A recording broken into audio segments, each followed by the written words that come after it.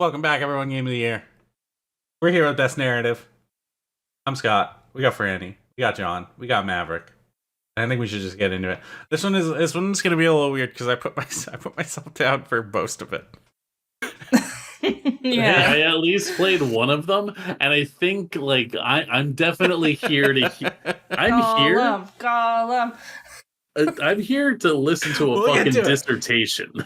We'll get to that one. Don't worry. It's there for a reason. But yeah, I'll just start us off. I want to start us off with Armored Core 6 real quick because I think I can pretty quickly surmise what's going on with this game narratively and why I think it should be recognized here.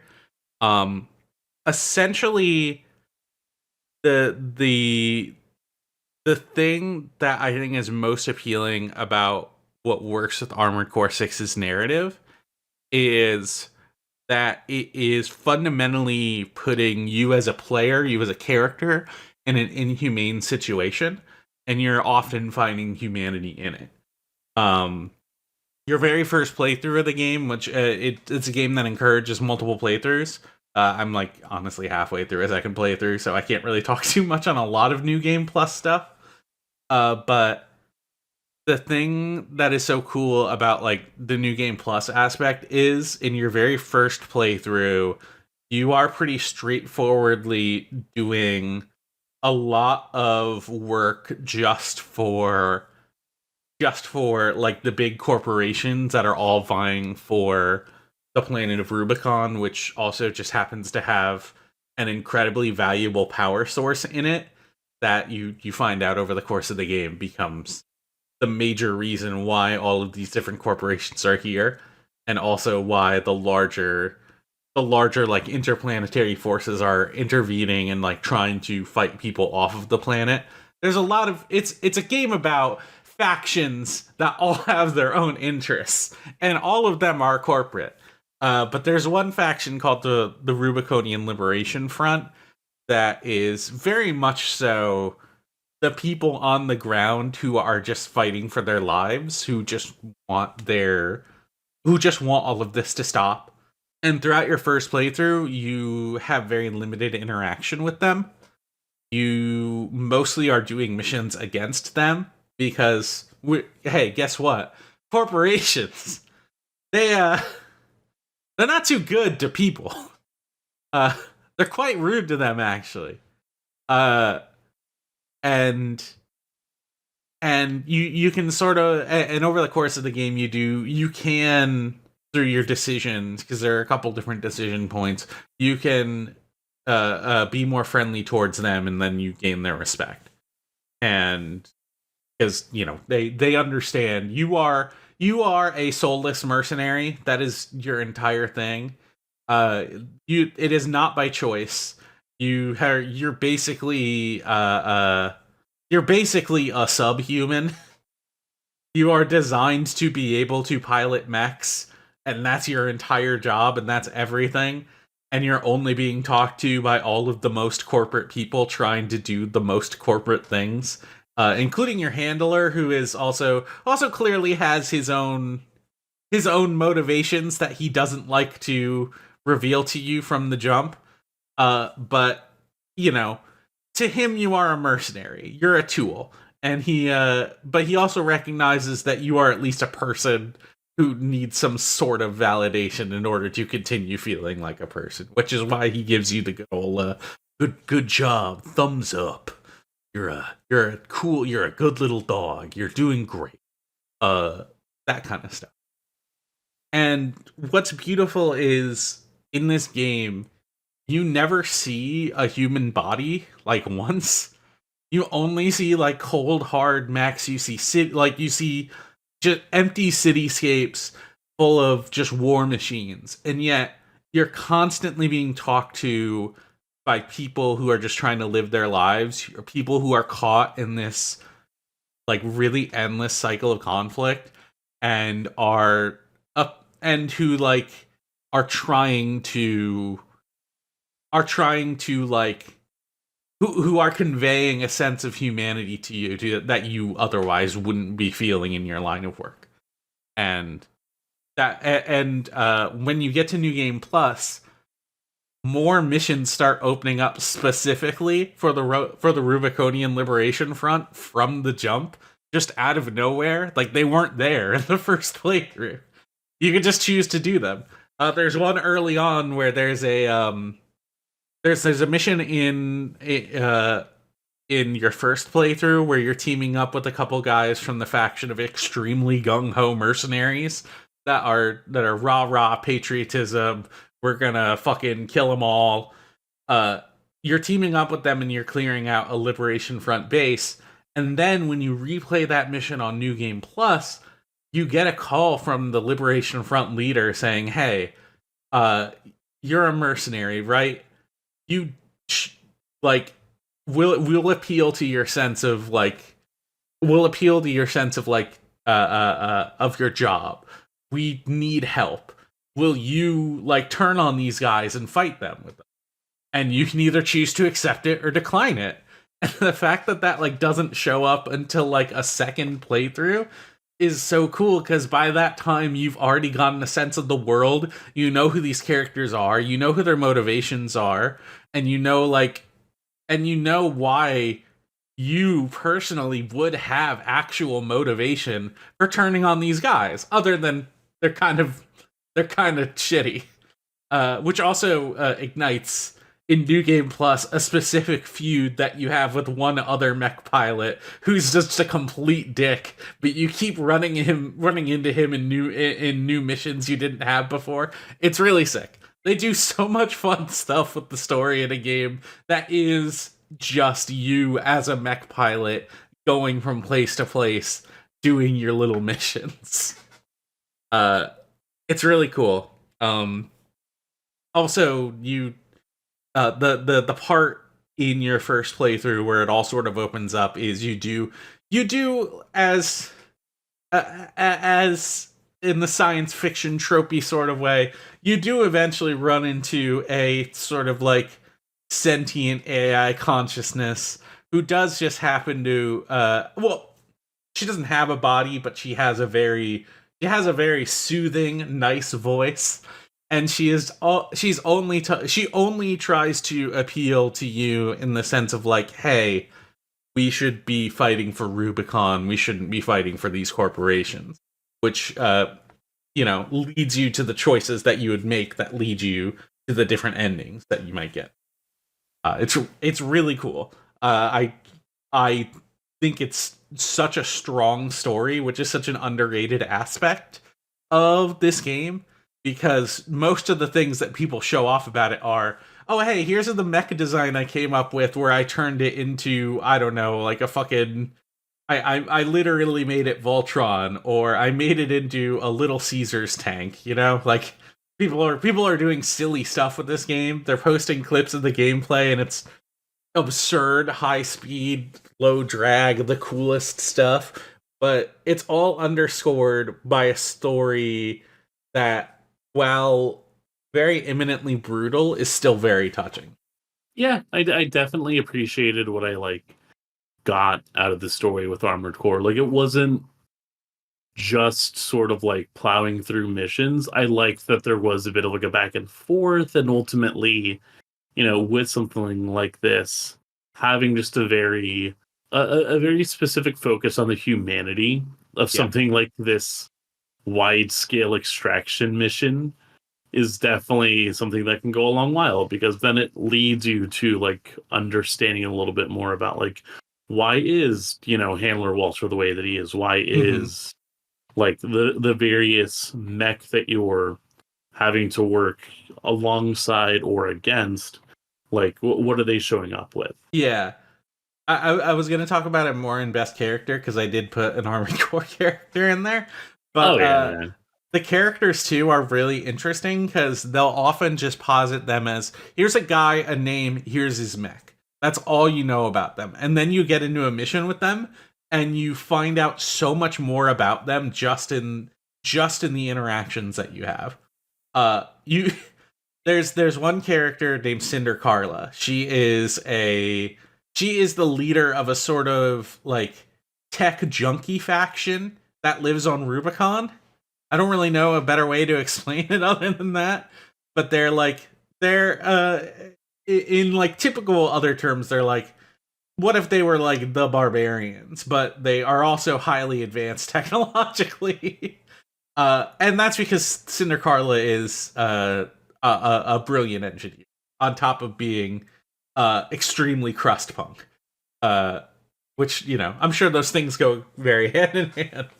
But there's a moment where she's listed in the arena battles as someone to fight, and every single time you do an arena battle, it's just like the automated voice going, battle number whatever, and then it says the name of the person. But when you get to her battle, because she's like, part of her is that she's also a hacker, she just comes in and says, oh, what is this doing here? Why is this here? It's, oh, they somehow have data on one of my old models. Yeah, okay, whatever. I guess you can fight that.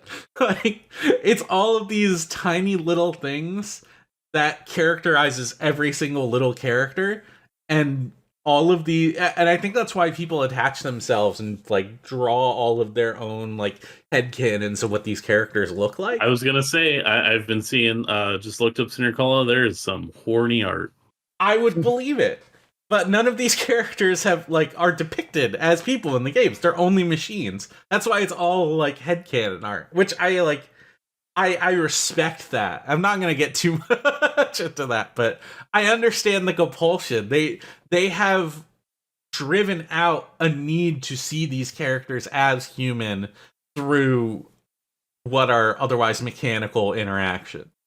No, you know? Yeah, definitely. It's like immediately makes me think about stuff like 17776, where so long as you have the personification intact and you at least give the concept, or like you know what it is, like Armored Core works fantastic because of the fact that it presents itself essentially as a radio drama. Yes, like, I can agree with that. Everything, like all the dialogue is back and forth, or it's a debrief. Like the idea is that you are the one in the cockpit at all times, and you're like a little hovel of a fucking husk. But you know, you're less than nothing. You are subhuman. Yeah, which is why when people try to appeal to your humanity, it's so much more touching. Like exactly, like the AI character Ayer, she's so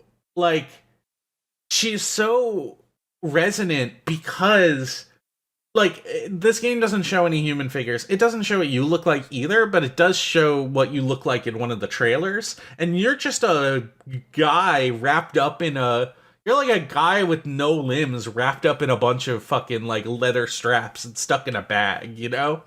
Like you're a fucking monster. And the fact that like Ayer, another character who has like no person, like is just a computer. Well, sort of lives in the energy of the Earth because that's what Rubiconian energy is actually. The fact that you're both characters that simply don't have like a physical form anymore, really, and you're still sort of appealing to each other's humanity is so cool. Again, like very fun, like where what was I gonna say, if you come into Souls games thinking like, oh, the lore, the backstory, this is much more, it's way more active. Yeah. It's way more active too, and it is just like, hey, and that's not to say Armored Core games don't have lore. There's like 6 of them. Well, 6 mainline ones. There's way more than 6. Oh, for sure. But it's like you can like focus on just the immediate stuff that's happening. Yes. And then it just like drip feeds you, you know, the new game plus stuff. It's like going through the various endings of like a Nier or a Fate. Like you keep getting stuff to mess with. It's really cool. They give you a lot of good reasons to keep coming back, and I think that the story threads are also a very potent part of that. John, would you like to lead us into a discussion about Xenoblade 3 Future Redeemed, the DLC to Xenoblade 3? Sure. It's kind of weird just because the winner of Best Narrative 2022. Yeah. Back again. So yeah, the final DLC for Xenoblade ever dropped this year. You think they're never going to do another one? I don't think they're going to do another Xenoblade. Like, Really? well, okay, so they might do another Xenoblade Chronicles X, but that is a separate series, basically. Except Yeah. it kind of isn't, and I'll get to that in a moment. Yeah, wait I'll a get to minute. that in a moment. I'll get to that in a moment. I'll get to that in a moment. So what they do with Future Redeemed is they, like there was aspects of 3 that was tying things together. So I got to figure out how to like describe this in a way that isn't overwhelming. So in Xenoblade 3, it is revealed that the warring factions are basically just two sides of these two worlds that were melded together to try to stop them from colliding and destroying themselves. Because when the events of at the end of Xenoblade 1, they reveal that the world is created by this guy named Klaus, like activating a device that just fucked everything up, basically. And so Xenoblade 1 was caused by that. And then Xenoblade 2 was kind of just posited to be its own thing for a while.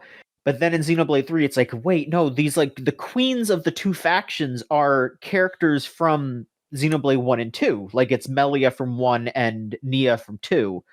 And so then it is revealed that these two worlds were basically just smushed together to try to keep them from crashing into each other because they were born from the same world, split apart by Klaus's experiment.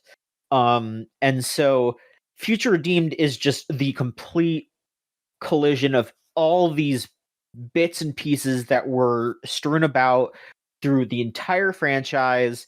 They bring both Shulk and Rex back, and they're both fucking incredible. Like, Shulk is this, like, badass dweeb lab dude who's got long hair and his arms all fucked up. And Rex is he's like not really feeling it.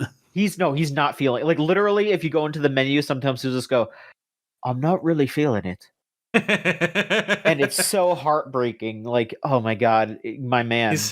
He's really gone. He's really fallen so far. He has, but then Rex is here, and if you recall from Xenoblade 2, Rex is like he at the very least looks 12. I don't remember exactly how old he's basically a kid. Yeah. He pulled all of those girls, but he was a kid. So they pretty much are like, once you see Rex in Future Redeemed, it's like, oh, okay, this is how he pulled all those girls. Because I feel like the term Chad gets thrown around a lot lately, but my dude, he's fucking hot. Like he's just big and hot and cool and really fun to play as too, because they incorporate the same gameplay styles from 1 and 2 based on like which faction you're siding with, or which character you're using from each faction. Like the characters from the Xenoblade 1 world play kind of similarly to Xenoblade 1 and vice versa. So Rex feels very similarly to how he did in 2, except they just made him fucking super, super strong. Like, people were making fun of how like he would spam double spinning. They turned him into Fortnite Peter Griffin. Kinda, yeah. But I mean, like, people would make jokes about him spamming moves and like yelling him out all the time. But in this game, he just has this double spinning edge, and you could just keep using it over and over again, and it does so much fucking damage, and it feels so good. So, but that's not part of the writing. The writing is that they brought in these characters and they introduced new characters as well. Matthew and A, who are basically just like the main. Matthew's the main protag, and A is just like this mysterious silver-haired individual, which Rex famously walks up and explains to everyone what being non-binary is when explaining A's whole situation, which is like a very classic moment. Not just because like, oh hey, it's nice that there's more non-binary representation in Xenoblade. Like there's also a character in Xenoblade 3 base game who is non-binary, but just the meme of like just showing Rex walking up to explain like he's like he's like going like what one because A is like an offshoot of Alvis, because they explain what the Aegises are, and because Alvis is the character from 1 who's like this mysterious like character who helps Shulk, and then it turns out that he's part of like the computer that was running the experiment that caused the planets to split. So Alvis is part of it, and then Pyra and Mithra were one of the like basically there's like the 3 like computer cores. It's like Pyra and Mithra, and then once they're like together, it's Numa, and then Malos. So there's the 3 like cores that make up the computer, and so after the events of Xenoblade 1, like A basically split off from Alvis, and Alvis went like full evil. And so the whole thing with Future Redeemed is you like stopping Alvis, and then that's setting up the events of Xenoblade 3, where they are able to fix the planet, and they split it up permanently, but they are trying to figure out a way to continue to interact with each other in the future potentially. um but then you go through this whole thing. They're setting up this final battle against Alvis, or he's calling himself Alpha now. I mean, it's a lot of like anime bullshit. I know I'm just kind of rattling off plot stuff, No, it's but fine. it's very like, I think it's incredibly masterful how they gather up all this just shit that was spewed all over the place in 1 and 2 and 3 even, and they put it all together into this concrete story. And then there's a part where Alvis is trying to convince them to allow the planet to stay as one and not split it up. And he teleports them into basically like a flashback of Earth from before Klaus split the planet. And in that flashback, there's a radio that's playing. And the radio the radio is one of the most important characters in Future Redeemed, because it has a logo on it that is a logo from Xenogears. And on the radio, they mention sending people up into space on Philadelphia class colony ships, which are the ships that are used in Xenoblade Chronicles X. And they mention one of the main villains from Xenosaga. So that Odd. radio melds everything together. It makes everything canon. And then also there's a brief little shot at the end of the DLC, where it shows like it looks like a shooting star falling back to the planet, and a lot of people think that's Cosmos coming back from space. So maybe she's back. She's back. Maybe they can finally market her again. I mean they never stopped marketing Cosmos. But no, really, I just think that it's incredible that they were able to like bring all these separate characters and all these separate plot threads, and they melded it together into like it was just like all these threads, all these frayed, splayed threads that were still useful on their own, but they melded it together into this extremely strong rope, and then they climbed that rope up to a satisfying conclusion. Just something that they've been laying the threads out for like over a decade now. And it was just especially nice because both Xenogears and Xenosaga were stifled, because like they didn't get to finish Xenogears basically, and Xenosaga I think was supposed to be like a 4 or 5 parts instead of 3, so they had to like jam everything into the third one. But they did what they wanted to do in Xenoblade, and it feels like they did, and it feels like a story that was able to highlight all the characters. Like the fact that they were able to bring in all these different characters from all these different like time frames and scenarios and worlds, and have them bounce off of each other in a just a way that was fun and interesting. And they also introduced like Shulk's kid and Rex's kid. Where like Shulk's kid is very similar to how he was when he was younger, except probably way more shy and introverted. And then Rex's daughter is basically just Mithra. Like she's kind of a shithead, but she's got she cares about the people in her life at the same time, and she warms up to people as time goes on. But then there's all the people who are trying to fit because Rex has 3 wives, and so he has 3 kids, and so Glimmer is the one that he had with Mithra. Or no, I think it's no. Glimmer's the one that he had with Pyra because she has red hair, and then the one with Nia is probably Mio, the cat girl from 3. And so it's like, we still don't know who's the kid he had with Mithra. That is the like one of the last mysteries that we don't know. And we're hoping it'll get answered in the art book. Like that's one of those things where people are like, "Oh man, we need to get the art book to come out because maybe we'll finally know who's Mithra's kid." But I think they just do a really good job of having a sort of like a fan service type thing, but not just for fan service's sake. It is like actual good payoffs on a lot of things that were introduced in old games that are revisited from these things. Like you go back to the town from Xenoblade 1, like where Shulk came from, that is like where the resistance base is. And like I'm gonna be completely honest with you, like walking back up to crying. Like I was like, oh my god, like they like it's asset reuse, but I was like, oh man, like we're back to here. And it's like you see the damage that has been done because of all the war and conflict, but then you just see how much hasn't changed as well. And like that means a lot, like that means a lot, like thinking about things that happen today even, you look at all the different conflicts and war that happens all over the world, and you think like,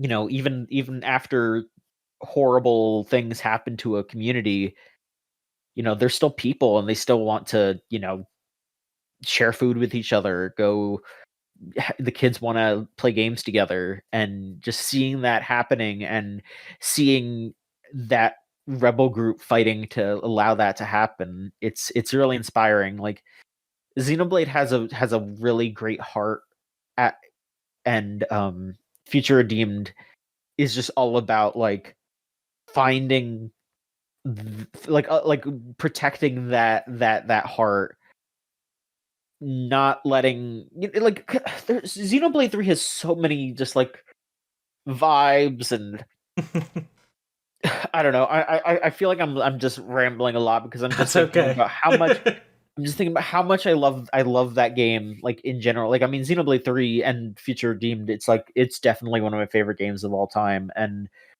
um yeah, like it's just more of what 3 was doing. And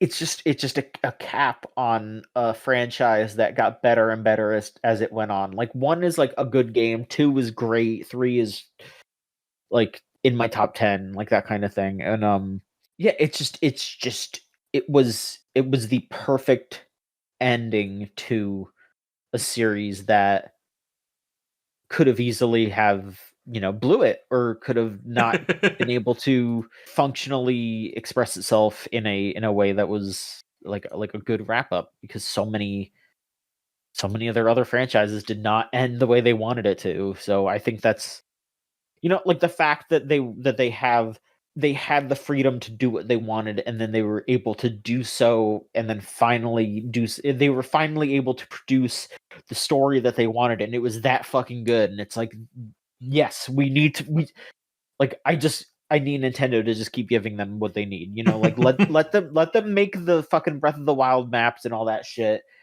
And then after that, just be like, okay, now you get all this money to make your games about how capitalism stops breeding innovation, and or stops breeding creativity, and that the war economy is just killing people to grease their own gears, and like the fact that Nintendo put out a game that's like literally just pointing out. I mean, it's obvious to a lot of folks, but just being like, yeah, you know what, these ghouls in the office are just living off of the lives of the people dying, and that's kind of crazy for a Nintendo game.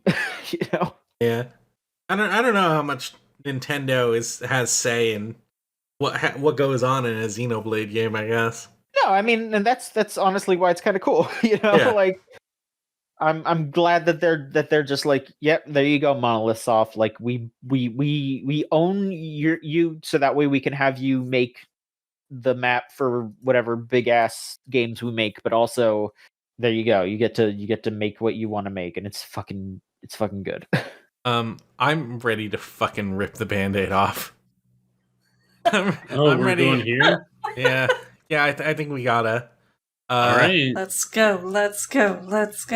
Lord of the Rings Gollum is one of the best narratives of 2023. Of course. And I say this very genuinely, no irony whatsoever. It is probably the game story-wise, barring Baldur's Gate, I think, because Baldur's Gate, we're going to talk about it later, obviously, but Baldur's Gate is a game that just has so much story, you kind of can't even ignore it. Lord of the Rings Gollum is the game this year that's the story I think I have thought about the most. It is easily the one that has resonated with me the most. Okay. This is so fucked up. I know, because it's a bad game. It's a bad game I played for 2 hours and then got a refund on.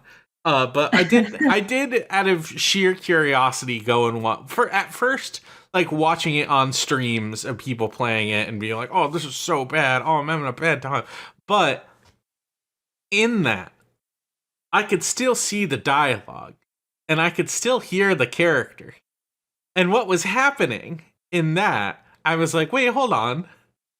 There's some ideas here. Some stuff is happening." And then eventually I wound up just like stopped watching streamers altogether because they were like, it's funny to shit on the game, and it's a bad game. It's easy to shit on. But I stopped watching them altogether and just started watching like non-commentary like walkthroughs, just so I could experience the game itself without having to spend $60 on it again. Because I didn't want to play it. I just wanted to see the story. And I'm really glad I did, because it's an amazing character study of the character Gollum. Okay. It feels so weird to say. As a bit of a brief overview, Gollum, the character from the Lord of the Rings, he wants the ring. He loves the ring. It's his main motivation for doing things. It's precious. He loves it so much he will do anything for it. Of course. At the start of the game, he gets captured by orcs and is sent to prison. In a shitty orc prison. It sucks. It's brutal. People die in there all the time. They don't care. It's hell there. It's all slave labor. It's a brutal, terrible place. And Gollum, as soon as he gets there, he starts having a bad time. But then, relatively quickly in the prison, he starts to like thrive. He starts to gain actual social leverage. He starts to become like he starts to become friends with like the people who run the prison, who are part of Sauron's like forces, and in his time in the prison, like he's still trying to escape because he needs to get the ring, but he has managed to take this really bad situation and has turned it into one that benefits him. He gets a little birdie that he gets to pick the color of, and the bird becomes his friend. I've always thought that Gollum just needed some structure in his life. Yeah, and prison is where he should get it. Yeah. Send that fucker to jail. It's enrichment. But no, he starts to really thrive in this prison situation, and then eventually he finds a chance to escape, and he takes it because he needs to get the ring. That's his entire soul Character motivation. He needs this ring. He killed his brother for this ring. It's very important to him to have the ring. It's the only thing he cares about. So he escapes this situation in a prison, but a prison where he was like doing a relatively okay, like he was fine, he was thriving. He had a job. He escapes, and then very soon after he does get captured again. Captured is sort of like the wrong word for it. It's more so that he's brought to the place where the elves live, and he's asked to be kept there by Gandalf because he has really important information about the ring that Gandalf needs. Like he needs to know where it is, and the guy who would know is Gollum. Weirdly enough. So Gandalf asks the elves to keep him there for a while. The elves are not happy about it, but they're also elves, and elves are like, you know, they're a little rude, but for the most part, they're pretty like laissez-faire with most stuff. You're in their home, you're not really causing a problem, so they just kind of let you run around. You're not able to leave the actual elven settlement, but you're not imprisoned either. You're just kind of... Gollum is just kind of like... He's living there amongst the elves, and he's miserable. He's having the worst time of his life. He goes from literally in prison to... He becomes part of a... Like, over time, like, he becomes part of this community, and still resents it completely, and otherwise it's basically paradise. The only thing is they won't let him leave because one, the elven place is surrounded by a magical mist. That mist is like it's a mist that if you try to leave, you eventually get so confused that you just come back. Like it's all about like disorienting the people who go in it. So you kind of just can't escape. And Gollum, in this situation where he's being fed, he's being taken care of, he's making friends basically, but he's having the worst time of his life. He cannot accept any, he's so miserable that he's just completely broken as a person because they won't let him leave and go find his precious ring. And that sort of becomes the interesting juxtaposition of these two places that he's in. Like, in this horrible, awful place that treated him like shit, him as this shitty, miserable person thrives. But when he's living in a place that's practically paradise, he just can't accept the niceness that's around him. It's such a, it's such a really interesting dichotomy of how he exists in these two spaces. And it speaks a lot to Gollum as a person. And the next big important thing that happens is he meets someone in the elven settlement who is also locked up like he is. It's a blind, she's a blind elf who I forget what, but she has some sort of weird powers that they just really want to keep an eye on her. She's in prison in the same way, probably worse than Gollum is, honestly. But when she leaves her little room, they don't really bat an eye at it either. You know, it's a strange situation, but he starts to make friends with this woman, and they start to get very close to the point where Gollum starts to see her as in the same light that he sees the ring. He starts to become obsessed with her in the same way he's getting obsessed with the ring itself. And it's this incredibly interesting situation where this character who otherwise feels broken is trying to find something new in his life now that he's not chasing the thing that destroyed it.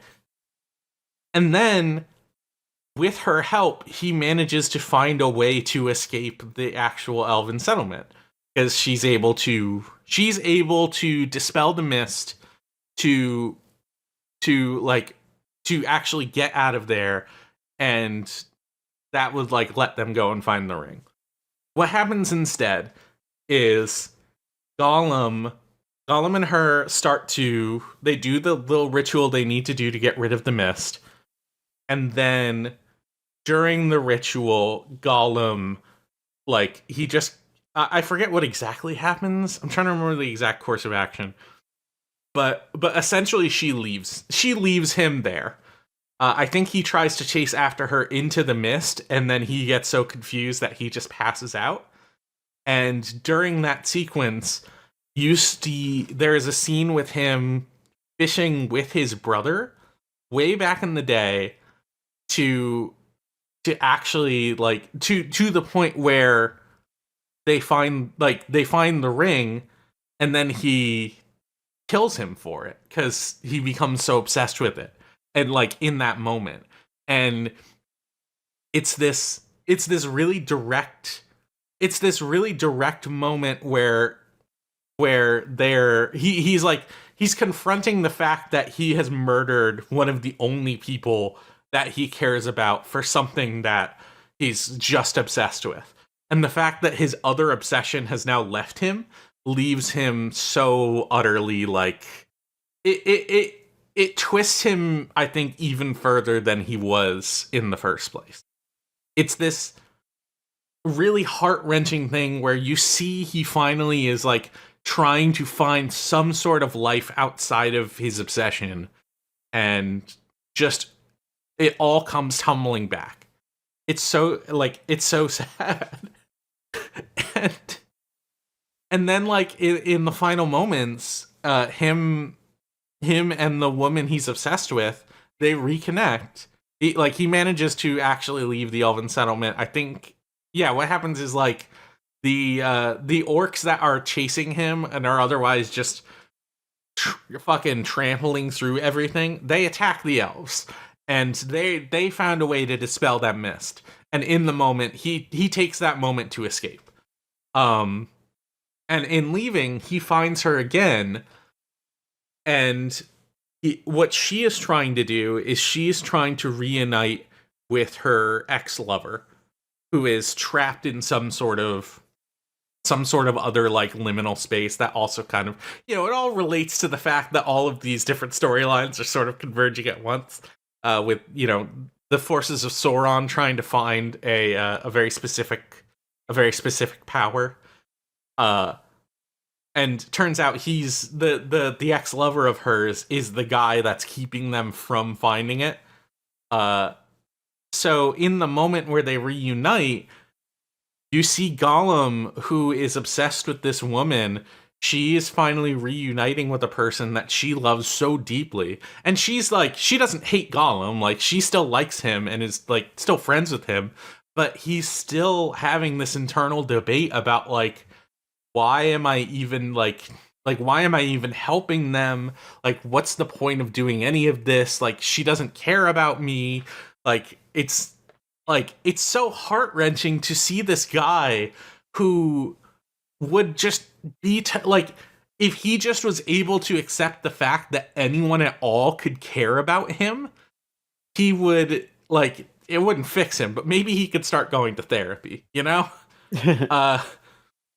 But in that moment, like, when the two are separated again, you get a choice when you find him alone to just kill him if you want to kill him.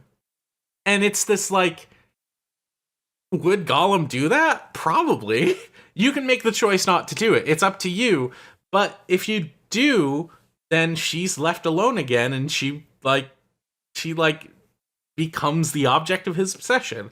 Not for long, though, because I think she pretty quickly finds out what happens, which is even worse than if she, even worse than the outcome to Gollum of, should, do I leave him alive? And then she just leaves with him and they leave me alone forever, And it's not that he's necessarily wrong about that, because when they do reunite, he actively makes the choice to leave them.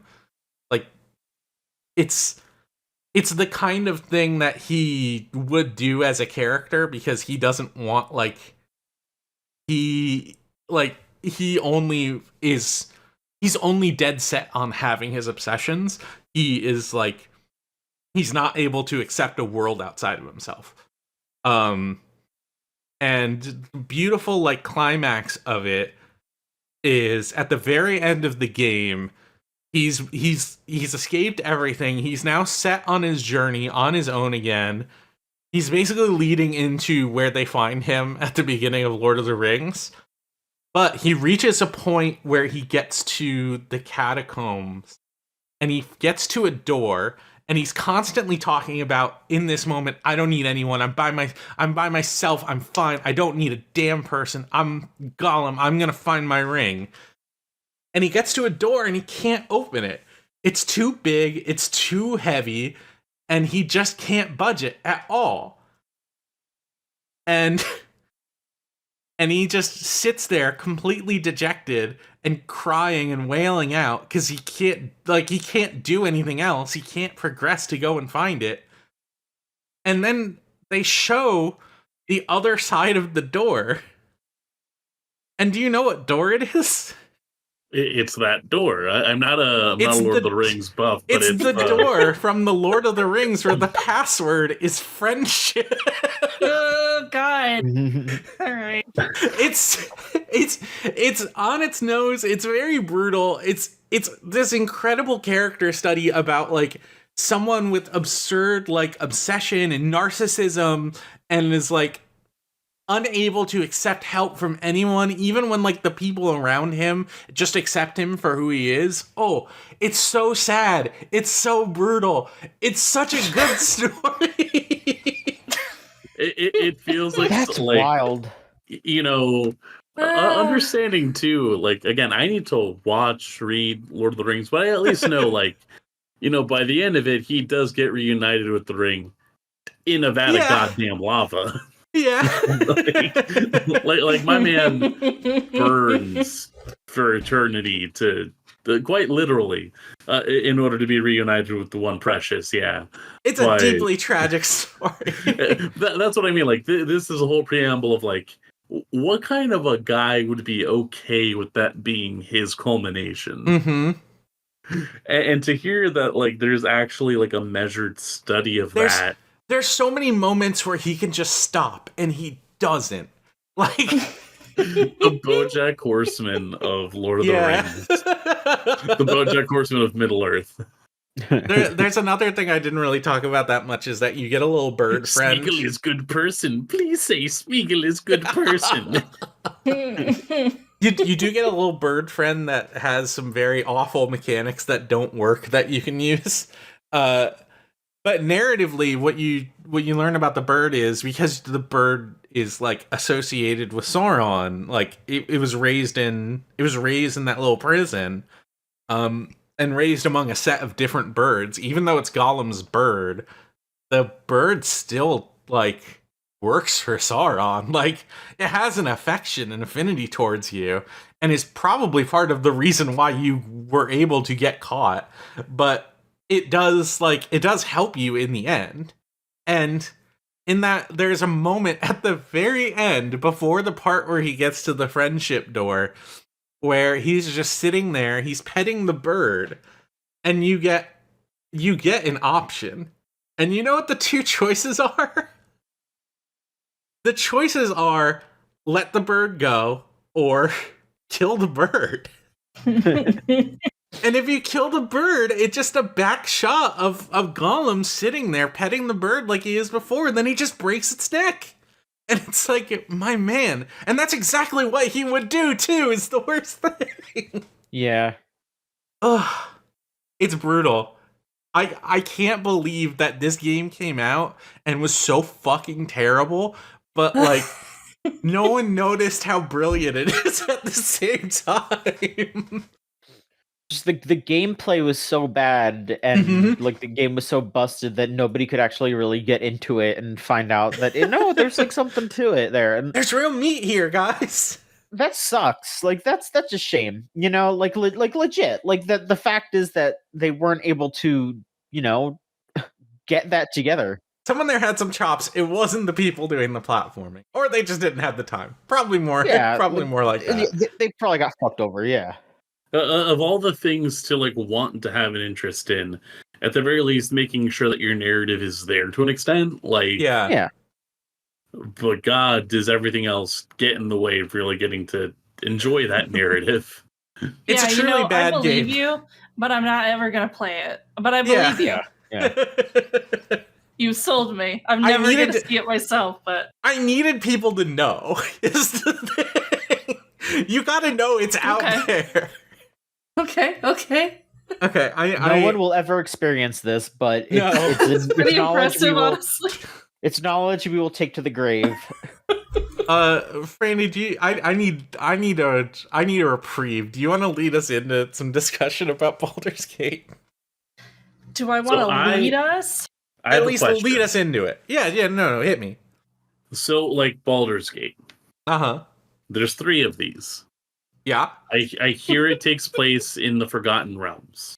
Yeah. Mm-hmm. True.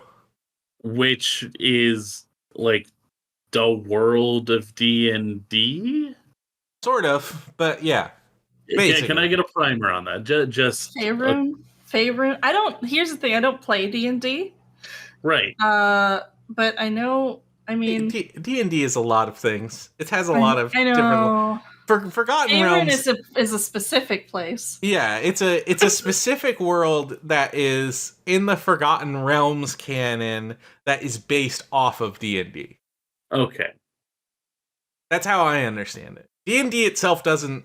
It does have capital L lore, but D&D as a system, you can make whatever you want out of it. That's the whole point. It's got places and people in it. It's got places and people if you need them. But yeah. You can play D&D in space if you want. You shouldn't. There are space games you should play instead, but you can. Oh, for sure. I'll say, I think part of what makes me feel like Baldur's Gate 3 is probably like my game of the year and everybody else's, it seems like, who played it, it's just so goddamn big. Yeah. It's like, I'm not even done with it. I'm pretty close, but it's like, I'm 120 hours into like the main playthrough that I've got. And I'm like, this is just based off of my own choices. I mean, I could have been an asshole. I could have not been a drow. Right. I could have not been a warlock. I could have not saved the grove. I could have done all this other shit. And they've got it locked down on that side of the game, too. I just didn't see any of it. There's probably double the amount of shit. I tried to crawl over every inch of, like, every area and see everything and do quests, but there are some quests you can't even do if you do these other ones. And then there's, like, things that happen if you do, like, a specific sort of thing in, like, Act 1. And it's all, like, fully fucking voice acted. And it's just an incredible amount of work. And it's so good. The fact that they've been working on it for, like, years in front of everyone, and it's, like... right. It's, like, it's only improved throughout this whole time, to the point where they finally, like, released it, and it's, like... It still had, like, some story problems, apparently. Like, I didn't actually see, like, what Act 3 looked like at release, because I finished it, like, this weekend. Right. I had a great time with the ending, but I heard so many people be like, oh, it's really good up until Act 3, where, like, it kind of falls apart. But it's like, no, it all worked for me, guys. Like, they fixed it. There's a lot of it there, and it's, like, all of it pretty good. Here's the thing, is, like, even if you don't like certain story beats, and that's totally fine, like, or the way they told this story, like, the dialogue, like, the way they write it is all really solid. Mm-hmm. None of it comes across as, like, I don't know, like, lazy, or, like, they're trying to brush something off, or it's all very, like, heartfelt, especially the stuff with the companions. Mm-hmm. Like, genuinely, like, there's, and it goes, like levels deeper, like especially with the companions or people you meet. Well, okay, like the companions where you have like approval systems with them, and they will have same responses to events later on in the game, but completely different tones and different wordings and different acting and different voice or facial animation depending on if they like you or not. And there's just little things everywhere, and there's so much, and it's fucking crazy, and it's all really good. Yeah. That's like the beauty of it is like not only is it like one of the best narratives, it's also like the most narrative. It's like, man, you can really, there's plenty of stuff you can miss, but like the stuff that doesn't you never feel like you're missing out on anything because there's always more to see. The real beauty of it is nothing feels inconsequential. There's a bunch of like there's a ton of information that's like, you know, small references, like, you know, little bits of world building, stuff like that.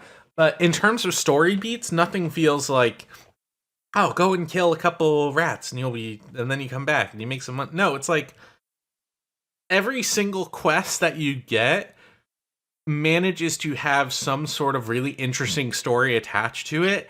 And then the characters from that, no matter what, they tend to show up later. And, like, you get more interactions with them. And they have these all of them have, like, really interesting, like, well-fleshed out arcs. Not even just, like, the main party members that you have. Just, there's one character. Her name is Arabella. She is a tiefling that lives in the grove at the very beginning, which is, like, the first little settlement that you get to. Which is under attack by goblins. And Arabella, she is a character, when you first meet her, who is on trial by the druid who runs the place at the moment, who is kind of a fucker. She's not a good person. And and she basically wants to sentence this small child to death. You know? She's like, death by snake. Because like this tiefling child tried to steal an important monument to the druids, and she did it for reasons like because she wanted to help protect everyone. And you have to talk the druid lady down, and then Arabella can go free, and then at that moment Arabella's story like really just starts. And in that moment, you could have just like, you know, you could have been the bad person and been like, oh yeah, no, you're right. Arabella totally deserves death. and then that character just dies and you never see her again. She could never have an arc. And instead what happens is her parents that you were trying to get her back to, they both die in the attack that goes on in the grove. And she's left on her own. And then when she's left on her own, she starts traveling. And she runs into you a couple times. She's just a small child, but she quickly learns that, like, she has an attachment to the magical weave around the world. She actually has druidic powers of her own. And she's scared. She doesn't know what to do. Like, she's a small child. She's a small child whose parents just died. She escaped death, and she suddenly is getting powers. So you run into her a couple times, and then eventually you're like, hey, come stay with us. Like, it's fine. You can stay on our camp. We can look after you, and you'll be okay. And she'll accept. And you do, and like she doesn't become like a full party member for you, but she does hang out for a while. You know, it's probably not a good idea to have a small child as a party member anyways. But over the course of that time, she starts to the necromancer guy who's always hanging out with you, Withers, he starts to train her. He starts to teach her about her powers and how she can learn how to use them and how to survive. And eventually Withers encourages her to leave to start to figure it out on her own, because like that's what she should be doing for her powers. And again, she's a small child and she's accepting this. And Withers he's a good guy. He's not a bad guy. He's a good guy for sure. But he is a corpse. He's like a withered up corpse. And he's just telling her all of this like stuff about the magic and like how to harness it and like how you can tap into the weave. It's like, I don't know if this is a great idea, Withers. You're great for respecing my character, but this seems a little inappropriate. But eventually Arabella, she understands and she's like, no, this makes a ton of sense. I actually see what he means. I'm gonna do it. And then she leaves. And then eventually she is able to tap into her powers and she starts to be able to defend herself. And then eventually, in the end of the game, you can choose whether or not you want her to fight alongside you. It's this character, this small, relatively inconsequential character who manages to get a fully fleshed out arc over the course of the game to the point where she can become one of the central figures of your of the final battle, and she's one of like a fucking like dozen of different characters who can go through that same kind of transition and can join you in that battle. You know, it's so cool that this is just an example of the kind of storytelling that you're getting. And it's like, it's maybe one of the weaker ones. Like, there are so many other characters, and they're all so super interesting. That's like even just kind of compared to how adept I can get. It's like, that's even kind of like a mundane example, which is nice. That's one of the normal ones. That's one of the like really straightforward ones. Like when you start getting into go ahead. One of the ones that killed me was the zombies that wander around Baldur's Gate 3. There are 3 or 4, I believe it's 3 zombies that wander around Baldur's Gate 3. Wait, hold on. Why are you calling the city Baldur's Gate 3?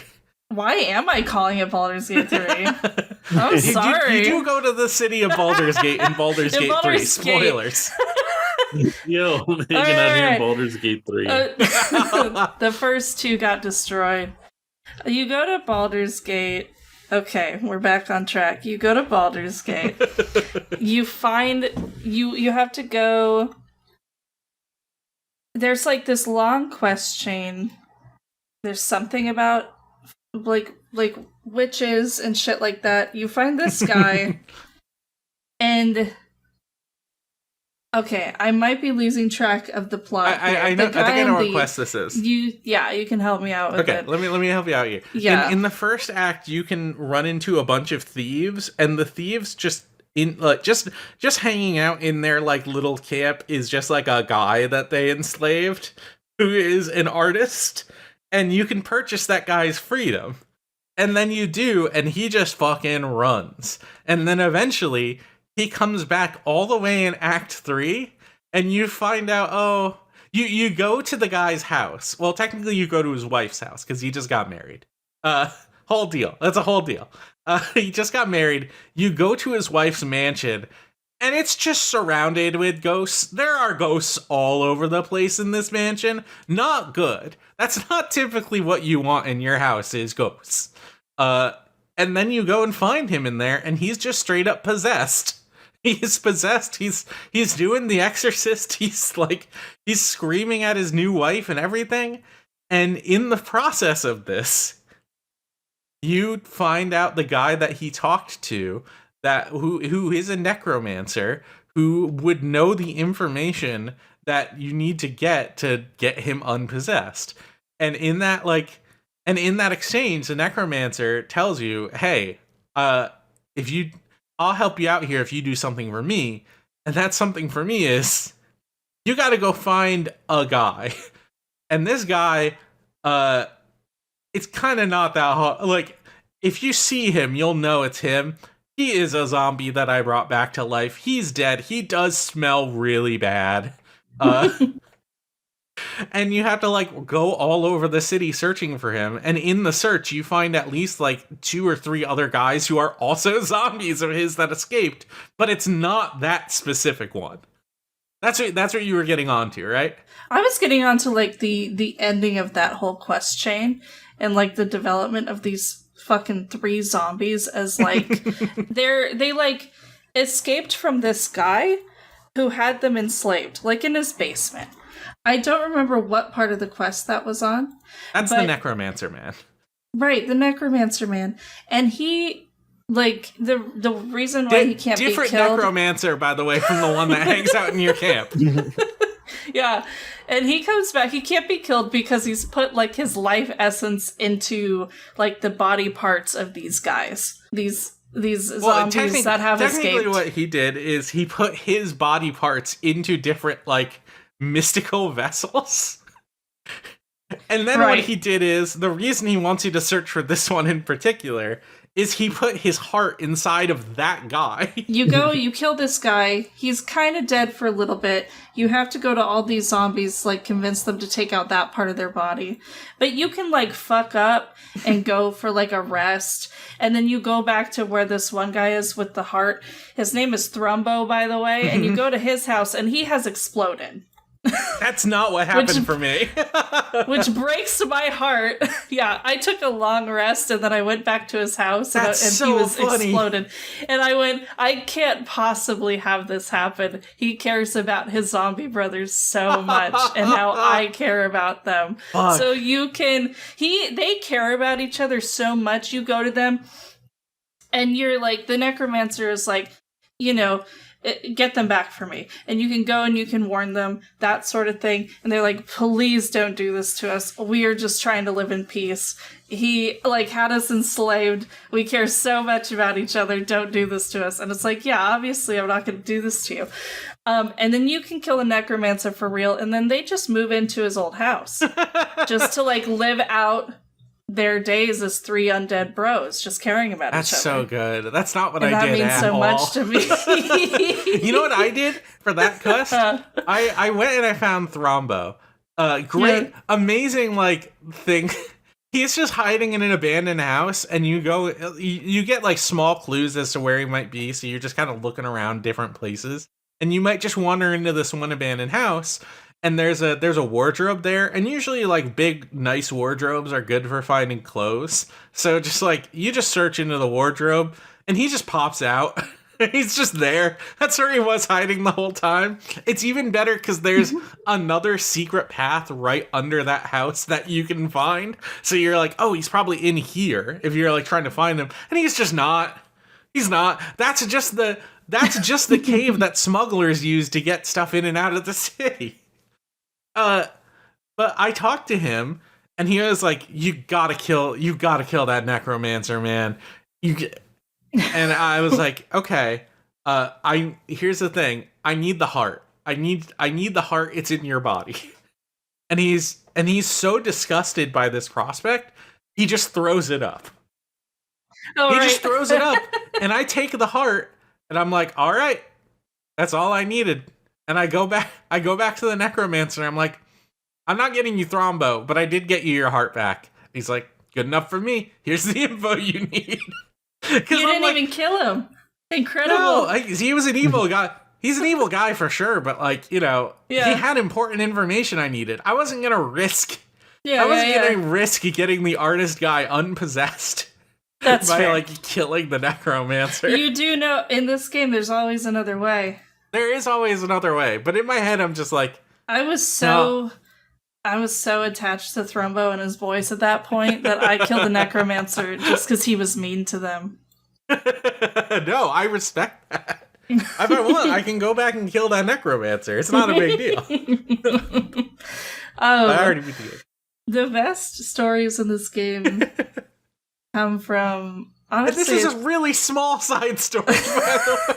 Yeah, this is something you could easily miss. It dovetails back into the artist story, too. It's just a completely different aside. I want to talk a little bit about the companions. Please, God. I think you and I have to talk about Asterion a little bit. We're going to talk about him for sure, because I did put him down in best character. Okay, I'll talk about the writing a little bit, because I'll say the development of his story is, I know, probably the most developed out of all the companions, which is like a point of contention among the fan base, which is fair. It's very fair. But his story is fucking crazy. Especially it's so good. The evolution of like his I don't know, his like just his whole identity over the course of 3 acts, as long as you don't like completely treat him like shit, is pretty incredible. And like a realistic... There's a beauty to just like treating him like a person that he's never experienced before. Yeah. That like really resonates with a guy who is like one of the cruelest people I think you've ever met.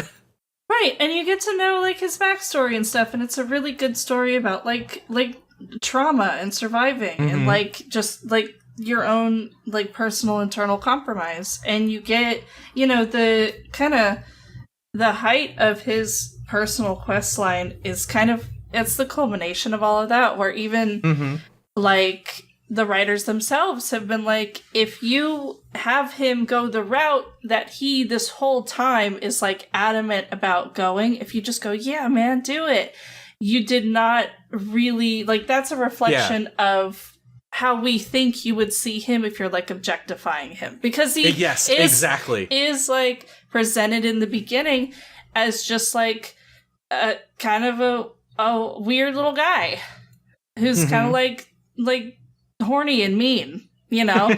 And then you get to know him. He's such a catty little bitch. I love him. Yeah, and then you get to know him, and then you like by Act 3, we were in Baldur's Gate, and I was like, I don't know if I'm going to convince him to be good.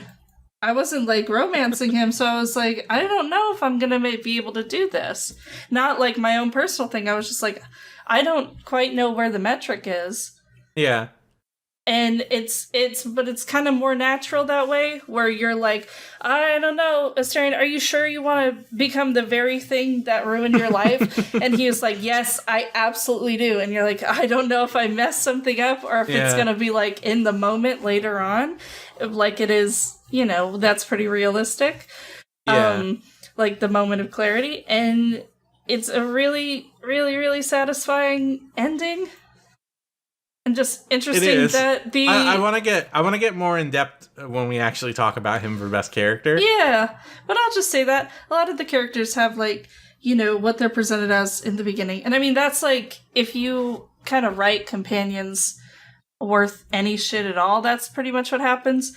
But like the level that they kind of get to, where it's like you get to know these people and then they change because of it in like a really like well-written, realistic way. Incredible. There's an aspect to it where it's like all of the characters, all of your like main party members have such significant growth as characters over the course of the story, which is why I think so many people really, really resonate with them. I've seen shitloads of fan art for all of these characters. It's absurd. Well, especially, okay, I want to touch briefly on the way they handle romance in this game is really good. Yes, I agree. Yes, the fuck mechanics. The fuck mechanics are incredible.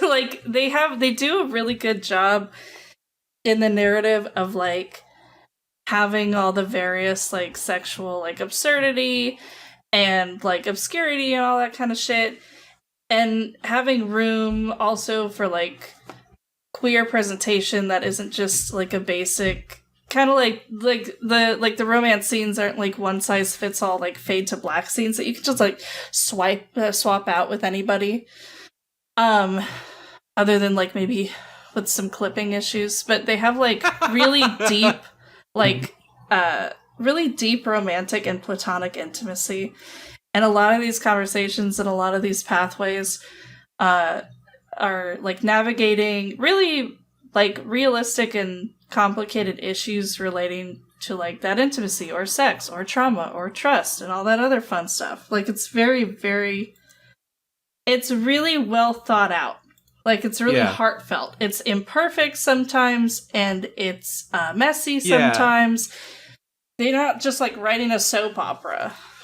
Right. There was a lot of conversation about, like, very recently about how, like, player sexuality, like, having your characters just all be horny for you kind of feels like a cop-out when it comes to queer representation. Mm-hmm. But I'm more of the mind that, like, gaming has really not had that, like, gaming is really historically bad about generally queer rep, that whenever there is a character that is just dead set, I am a lesbian. Usually that's the one token character in that game that you could romance if you want, if you're trying to be a lesbian, and it's like, you know, that's sad. Like, when it comes to this party and your romance options, they have made a set of characters that are all sexy in their own ways, and like the fact that they are like all player sexual, like they're horny for the player character no matter what. Like, it's like, I feel like that works so much better than if you actually set like really defined sexualities for all the characters. Well, and they're like all open to the player character, but they don't all want to fuck you. Here's the thing: is you do have to like, you know, like that's the thing. It's like you don't just like choose and then like do a couple quests and then whatever. Like, if I'm not being enough of a piece of shit in Act 1, there are people who don't want to fuck me. Right. And it's like, all right, that's pretty realistic. You're not nice enough in Act 1. Can't relate. You know?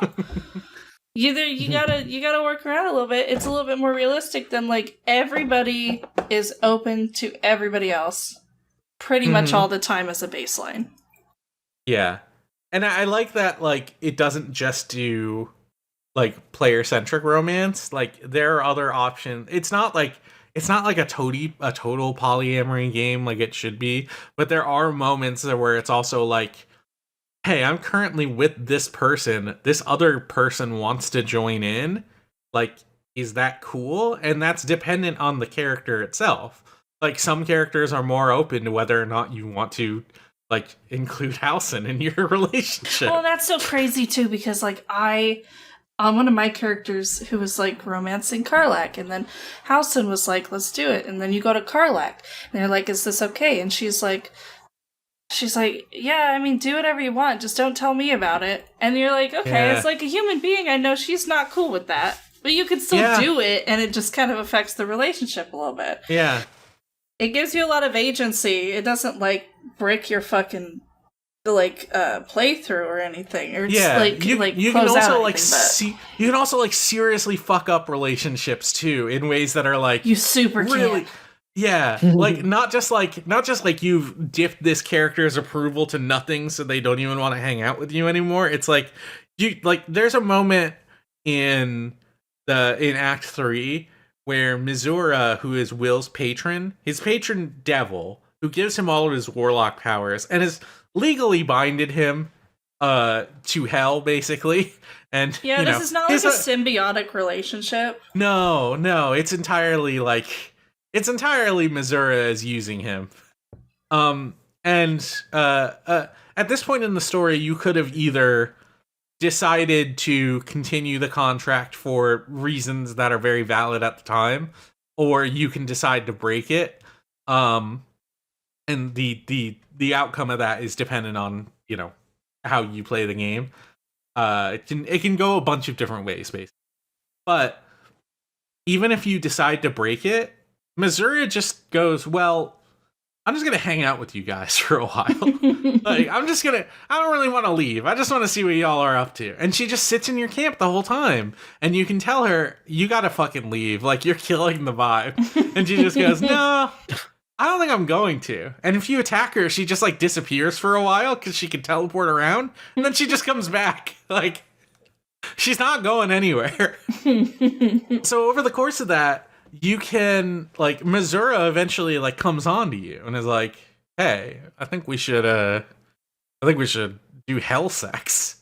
and hell sex in that moment turns out is a lot worse than normal sex in that She is making you feel she's using her hell powers to make you feel tons of different emotions all at once. It's it's sexy if you're into that sort of thing. And then turns out if you go through with that, Will, your party member Will, who is like, Missouri is his patron, he doesn't like her.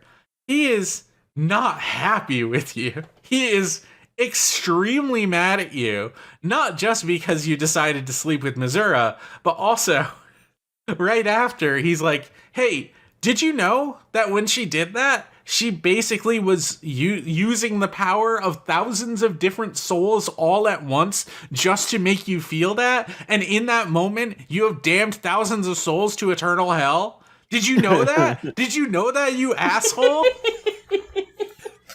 And he, depending on your approval with him, he'll either just fucking leave, or if he's still like, he thinks like you just made a mistake and like, you're at least apologetic about it, then like he'll still stick around. But it's this moment of where it's like, if I was romancing Will and I did that fucking relationship would be over. Like, there's People no will just way leave. that would continue. Yeah, People will just leave.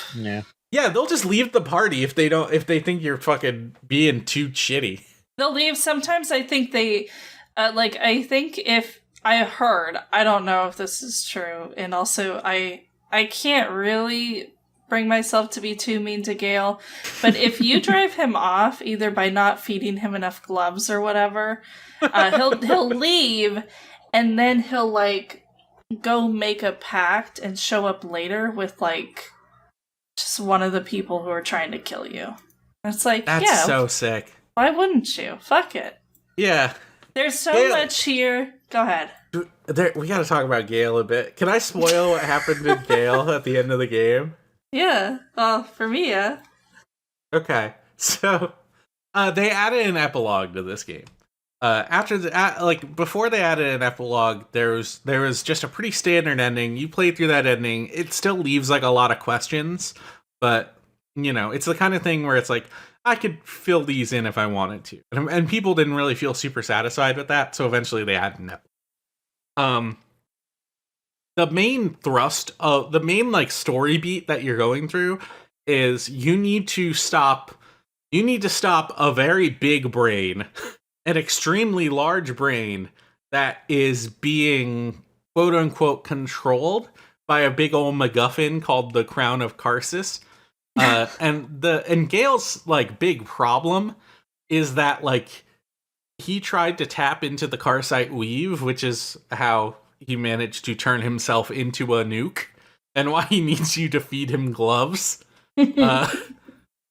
But Gale as a character otherwise is like, he misses his ex a lot. His ex happens to be the goddess of magic, so that's a whole thing. 2, I find him very charming. 3, he's a huge nerd. Mm-hmm. He's a huge nerd. He is your wizard. He loves books. He plays chess, But he's also a charming guy. Dweeb. Yeah. And over the course of this, there is a moment at the very end where if you've done everything to like get the good ending, Gale is just like, we've done it. The thing that we were trying to get is just, it's in the fucking lake now. I could just like go into the lake and go get it. and you're just sitting there like, hold on a minute. You have spent your entire time fucking around and finding out. You turn yourself into a nuke on accident because of your fucking hubris. And you're like, wait a minute. What if I tried and did that again? And you can convince him in that moment. And I was just trying to, I was just asking questions being like, hey dude, is this really like the best idea? Are you sure you really want to try this again? Not gonna stop you, but are you sure? And he's like, yeah, this is literally what I've always wanted. I'm not going to not do it. And then like by the time that part of the ending is over, he's like, he like, it's sort of like left up to question like what he actually did. Like, did he actually find the crown? Did he use it to gain absurd amounts of power? Did he like not find it, or is he just like fucking doomed to his own hubris once again? And then the epilogue rolls in. And the epilogue is like, it's 6 months later. All of the characters are now like in their new roles and their new lives. And you're reunited once again at one big party. And you just get to hobnob around with all of the characters again and talk with them, see what they're up to. It's a really fun scene. And Gale shows up, and he's just completely blue translucent skin. He's hovering around. He's covered in like godly robes, and he's like, "Hey everyone, I became a god." That's how I'm trying to be at my 20-year reunion. He found the crown, and he ascended to godhood, but turns out his ex, who is the goddess of magic, is not particularly happy with him also trying to become a god of magic, so he's like, I just found a different godly domain. I'm the god of ambition now. Oh, good for him. It's like, bro, you did it. I guess I can't tell you were wrong. It's so fucking funny that it goes from like one scene of him just like totally normal to the next scene he is literally a god. And he just shows up to your little party. That's nice of him. He's probably got a bunch of other shit going on. He does, now that he's a god. Yeah, exactly. There's so much here. And that's only one of the ways his story can end. Right. There's so much here, and there's so many, like, contingencies and, like, dependencies that are accounted for, that I kind of forgot. Not that it wasn't a game, but I kind of forgot that, like, hold on. I was like, oh, this is so real. Not quite like that, but I forget, and then I, like, remind myself that people had to sit down and, like, write all of this, and voice it, and implement it, and then, like, animate it. And then there's other shit, like books and stuff. There's a ton of those. Like, there's so much, and it's all very good. It's all very good. Just a really small thing in that like party scene in the epilogue, which only got added like a couple months ago, by the way. Yeah. In that party scene, there's a bard that's just playing music, and it's not like Volo. It's not any. Volo is there though. He does come to hang out. But the guy who threw the party, the guy and that guy is Withers. Withers is the one who arranges the party, which is even funnier. In that party, there's just a bard who's hanging out, who's playing music. And you go and talk to him, and he's just like, "What? God, what the fuck do you want?" he's like so sad, and he just explains to you, like, "Yeah, no, I'm just like, nobody knows who the fuck I am. I'm just like, I don't think anyone's ever heard my music." And you go and search his name. And he's just like, he is a bard character from a Forgotten Realms book that was released like in the 2000s. It's so sick that they just bring back this incredibly minor character just for this one scene. Where they have, what's his fucking name with the hamster?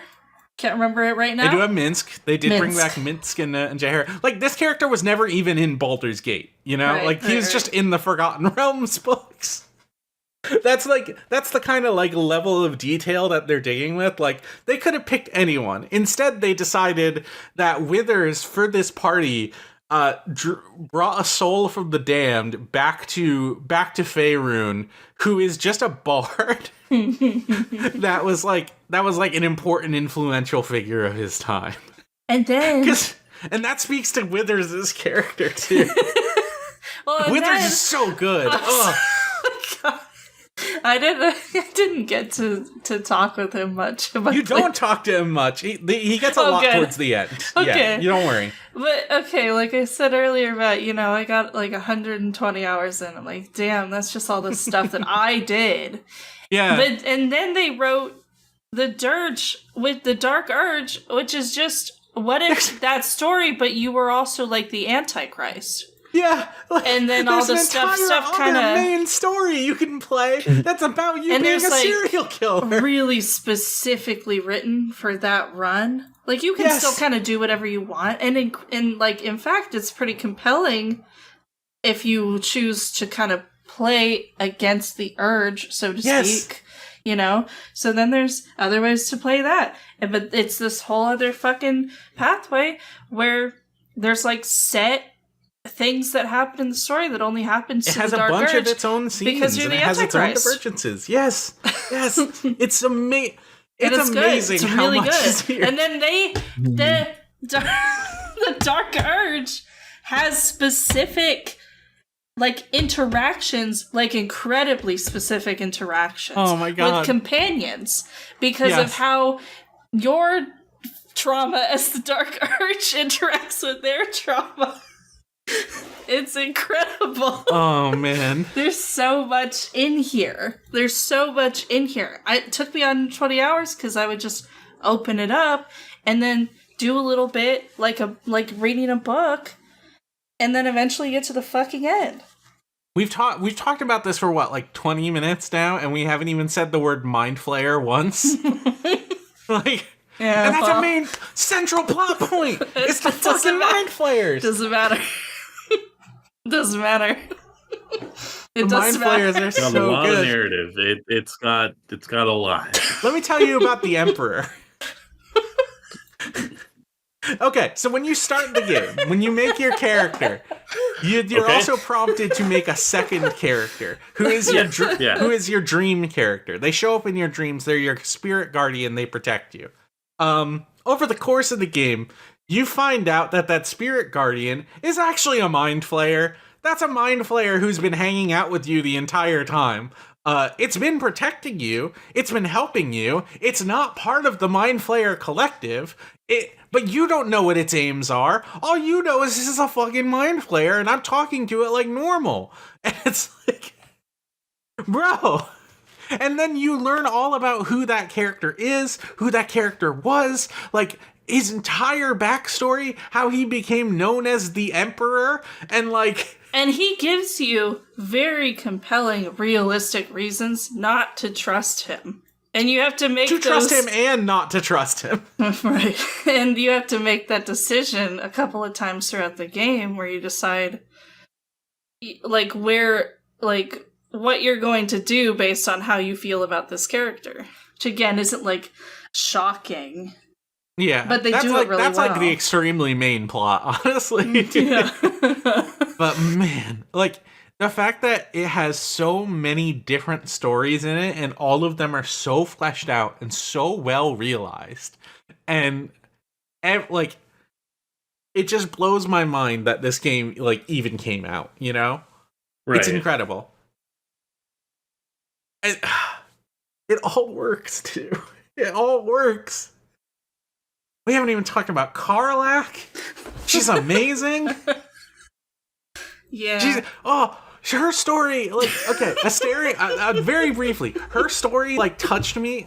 Asterian's story is very touching. I love the way it goes. It resolves so interestingly if you decide to resolve it that.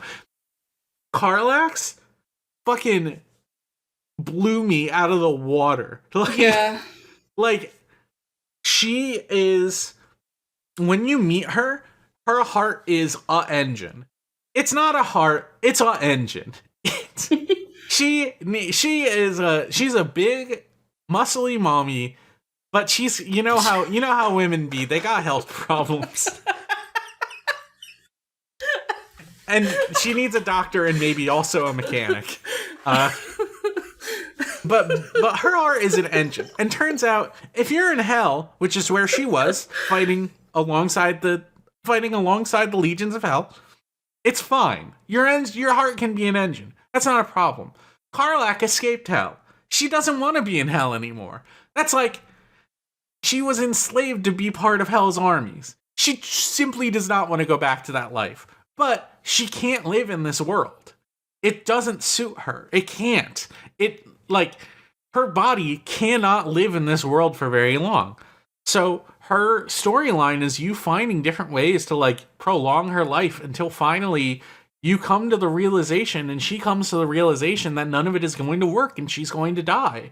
And a lot of her story is just like finding ways to make good with the time she has left. Yes.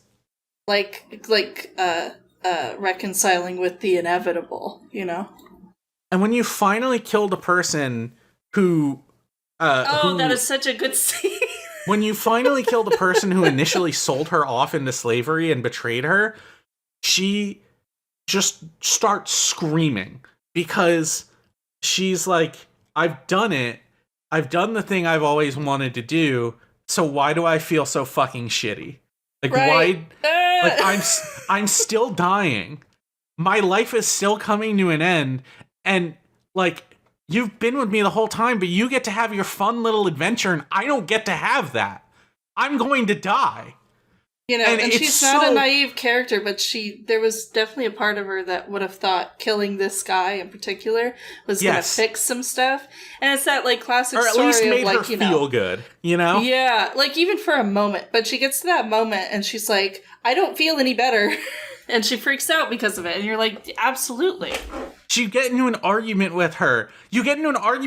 And she's like, you get to go around and fuck all of these different people and have your fun little adventures, and you get to have all of your little fun, and I just don't get to have that anymore. When this is all done, you're gonna keep going and I'm not. And it's so brutal. Especially when you're romancing her. Especially when you're romancing her. And then, I'm sorry, I have to spoil this. At the very end of the game, I'm gonna take my headphones off. Hold on. Okay. Give me 1 sec. Go ahead. Go for it.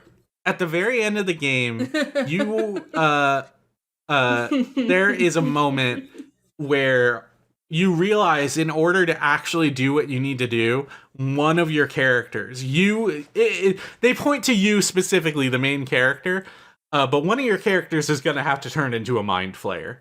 It's like you've been infected with this parasite the entire time. You've been trying to resist turning into a mind flayer, like, the entire course of the game.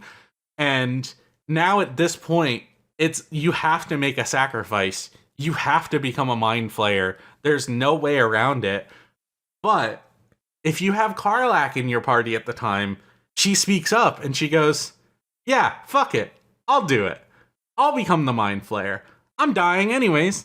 It doesn't matter. I might as well die doing something I can fucking, like, I can be really proud of. I can die a hero. And you're like, and you can either decide whether or not that's the best course of action, or if, like, you know, being a mind flayer is not worth it. And over this course, you've not only met the Emperor, who's clearly a mind flayer, but still is someone who has their own interior life. Like, being a mind flayer isn't like, you're not doomed to full subjugation. You're not going to become, like, a mindless thrall. You can still have your own life. That's what you learn, not only from him, but also, like, one other character that happens to be a pretty peaceful mind flayer that you meet pretty early on. I love him. I thought you were taking You're done with the Karlach part, I see. No, I'm still going. I'm still going. Oh, so you can accept whether or not she turns. And if you do, like, you can hear in the way she talks that, like, she's resisting losing part of herself. Like, she's a full mind flayer now. Like, she's full of Lithid. There's no turning it back. But at the same time, the engine that was her heart, it goes silent. It's not burning her anymore. And in that moment, you realize, oh, she can live. She can have a life now. Like, she's not doomed to die anymore. And you have this sort of, like, internal debate as to whether or not, is this, like, what you really wanted? Did you, like, yeah, you have a life now, but, like, she was so the whole time against mind flayers, or, like, the parasites. Like, I was eating those worms like you wouldn't believe, and every time I'd be like, Karlach, do you want one? And she'd be like, absolutely, I do not fucking want one, don't ask me again. I'd be like, you got it, girl. Like, she didn't want it. So, you know, she could live, but at what cost? Yeah, so you can make that choice. You can let her become the mind flayer, and then she, like, after that point, she becomes the hero of the story. Like, she is the one who leads the charge. You're still there, but she's the one who's like bringing the fight to the Netherbrain now, because she's the one who can do it. And then after that, in the epilogue, you go and speak to her again. She's still a mind flayer. There's no going back. But she's just like talking to you as she normally would. And like, you can hear a sort of sadness in her voice still, because like even if she now gets to live, which is what she wants this. Like, this is what she chose, and she's happy that she can continue living. But you still get the sense that there's a part of her that is gone. Like, there's something in her personality that's left. There's something that's like, that like makes her feel a little more hollow than when she was alive and full of energy. And like, there's a line she says where like she says very earnestly. She says, "I've learned so many new things about myself that I didn't know before. Before, my favorite food used to be mutton chops, and now my favorite food is brains." Which is like, as a joke would be fine, but it's like, you know, in that moment, it's just so like, it's so sad. It's like, you like, this isn't, I wanted you to live too, but I don't know if you wanted to live this way. And mind flayers need to eat brains. Like, there's no way around it. They give you a whole justification for how she's getting brains ethically. That's pretty, like, you know, basically she made an arrangement with a hospital, and if there are any patients who are too far gone, they get the choice of whether or not they want to like donate their body parts and let her like take their brain. So it's like, you know, it's a choice that people actively get to make, you know, even if they're in a dire situation. But it's far more ethical than hunting people down and eating their brains for sport. But yeah, she gets such an amazing character arc. There are other ways she can live. Like, you can tell her you have to return to hell, but then like she has to go back to the hell that she escaped. And it's like, that's not a good solution either. This story plays out in so many different ways, and all of them manage to like hit you in the heart one way or another. That's my Carlac speech. Franny, you still with us? Franny! I'm here. I mean, that's it, you know. I think we've been talking long enough. We have. We it's really just have. so good. There's That's just great. so much.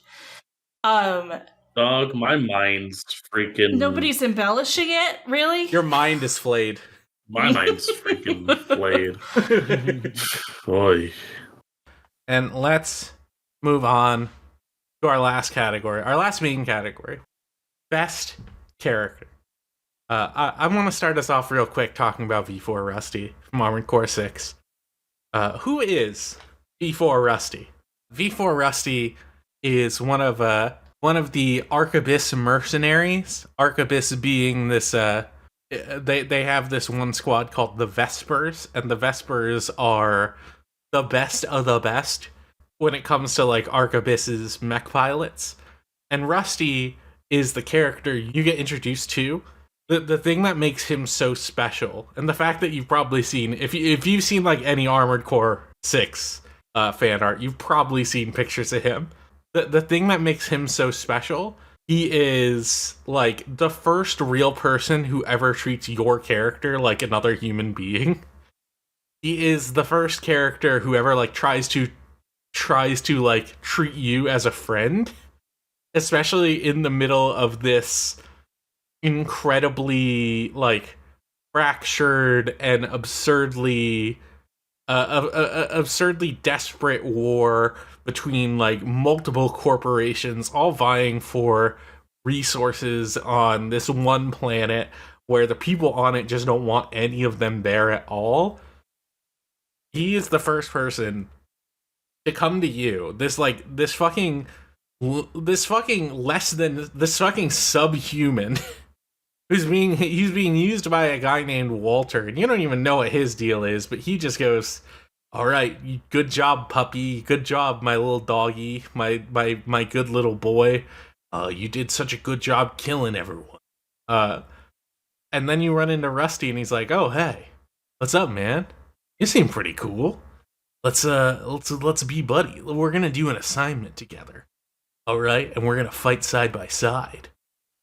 And then he reveals pretty quickly. He leaves during the actual boss fight of that mission, the very first time, and he tells you later on, "Oh yeah, no, we were like 100% sure that you were going to die in that mission.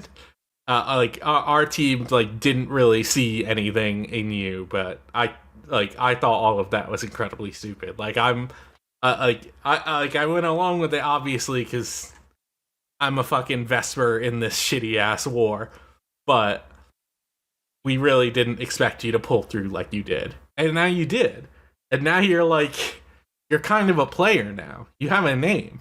That's really dope. That's cool, man. Do you want to be buddies?" So over the course of the game, he really acts as like a really strong emotional core. He's the only like real compatriot you have as a mech pilot. He's working on the side that is probably the side that is doing the most damage to the planet. And eventually you get to a point where you do several missions like fighting side by side with him, and he starts like opening up to you more. He starts like really talk, like every single time he talks to you, he's like, "Hey buddy, like, hey dude, what's up?" Like he loves talking to you. He loves getting to know you. it's really dope like how frequently this guy comes in and he's just like the coolest, chillest guy you've met in the middle of this completely inhuman like fight for resources. And then eventually you get to the point where he can't really like like the thing you find out is like, oh no, he's been like vouching for you the entire time.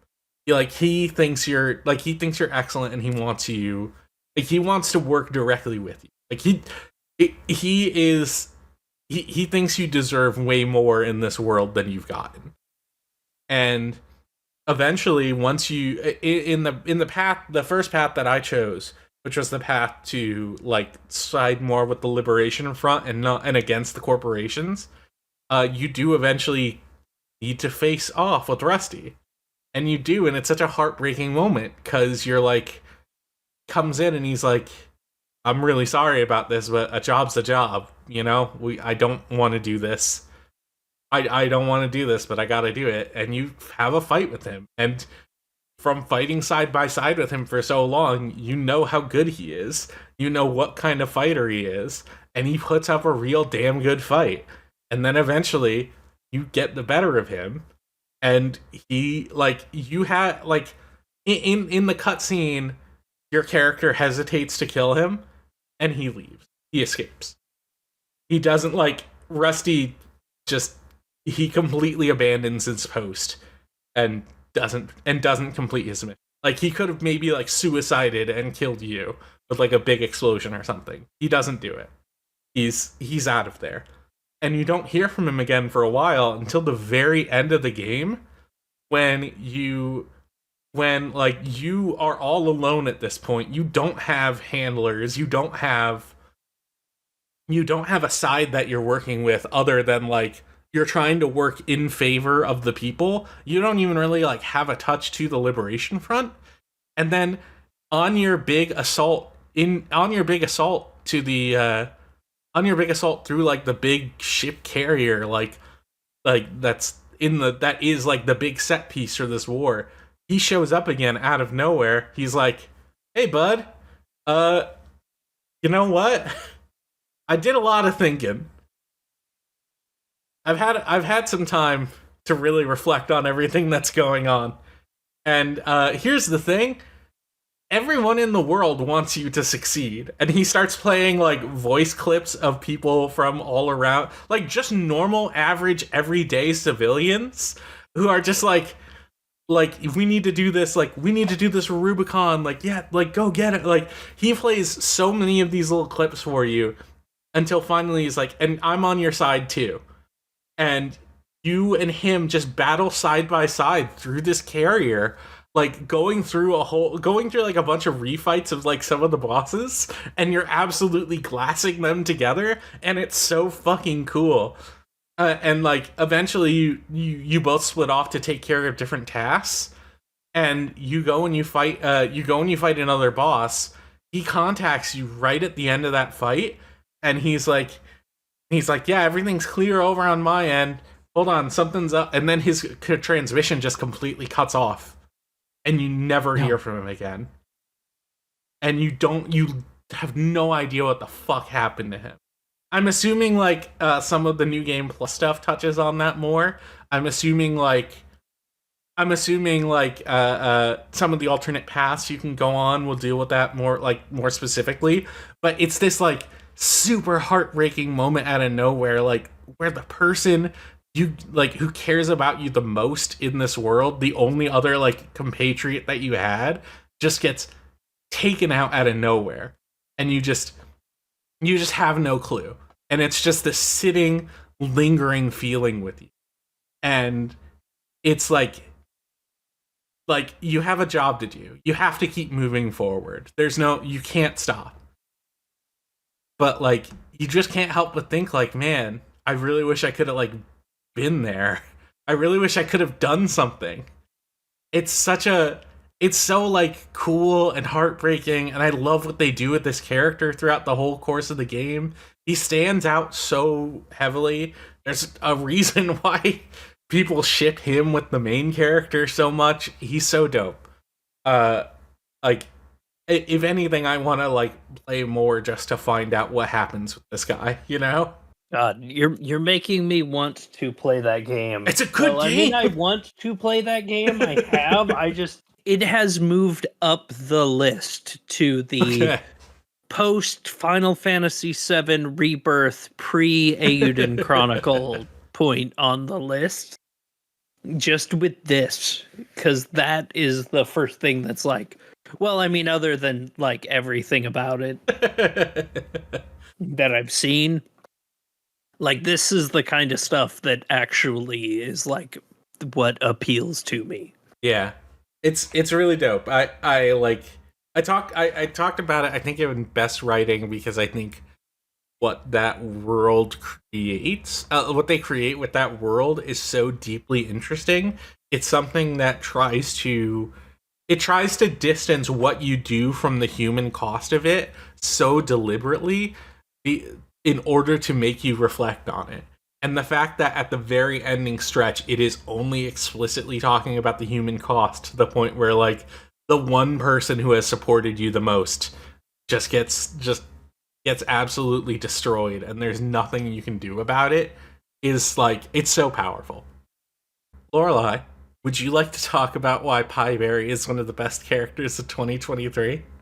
Well, as I said before, she's got no memory of who she is, other than the fact that she likes pie and strawberries. Right. So she named herself Pieberry. Other like actual serious note, she just has this character of. It's the first game I've liked that, or the first time I've liked a character that does the unrelenting positivity in the face of like horrific bleakness sometimes that she gets thrown into. Like, her entire journey is her setting out because she just wants to find her mom, because that's her memory. Her mom giving her a strawberry pie. Right. Like, it's the one memory she has. She can't even see the face of her mom. And, you know, in this world, she's a witch, and witches are essentially the children of gods. There's one other explicit there are two others that you meet in the game. All the others are essentially dead. One of them she thinks is her mom, and that lady gets killed right in front of her, and it's just like, you know, these horrible things, and like never lets it get her down, but in a way that actually like isn't just this character is unbelievably peppy and overly optimistic about everything. It's like, no, she allows it to sink in. She allows it, a terrible thing happens and she spends a week in bed. Like, she experiences depression. It isn't just locked in on that. Here's the unrelentingly nice person that, never does anything wrong and everybody loves her. Everyone comes over to her side. No, most of the villains who are just, they don't come around to her side. They just keep trying to kill her no matter how many times. Like, no matter how many times she's just like, no, I'm going to save that person's life because I don't want to see anyone die. And they're just like, okay, I'm going to stab you. I'm going to trick you into helping me with this thing. And then when you are distracted, I'm going to try to murder you from behind. It's just really solid character writing that you don't get from a lot of the indie JRPG space. Mm-hmm. Like a lot of times my big issue with a lot of those games is that every character is like unrelentingly perfect. Right, yeah. A horrible thing happens and they just move on to the next thing. It was nice a horrible thing happens and she stays in bed for a long fucking period of time and all of her friends are like, get out of bed, please. You've got, you've got things to do. You're close. You might actually, find her. And it's just like, I don't care. She may not have been my mom, but I don't care. I'm sad. I'm in bed. I don't want to get out. And just like, it's one of the main reasons that like when we were talking about like Clive being good in Final Fantasy 16, it's because like, yeah, he's the big manly man, but he also has emotions beyond that. Mm-hmm. And that are well done and expressed. I think also the voice acting, at least the Japanese track and the Korean voice acting, are fantastic and just like really do a good job of getting the emotions and depth of the character across. That you see this character, they're the cutest person in the world. They're just fucking adorable and continue to be fucking adorable, but continue to be like a person and have more depth than a lot of, well, than you'd expect from a character named Pieberry that named herself Pieberry because she loves pie and strawberries. Right.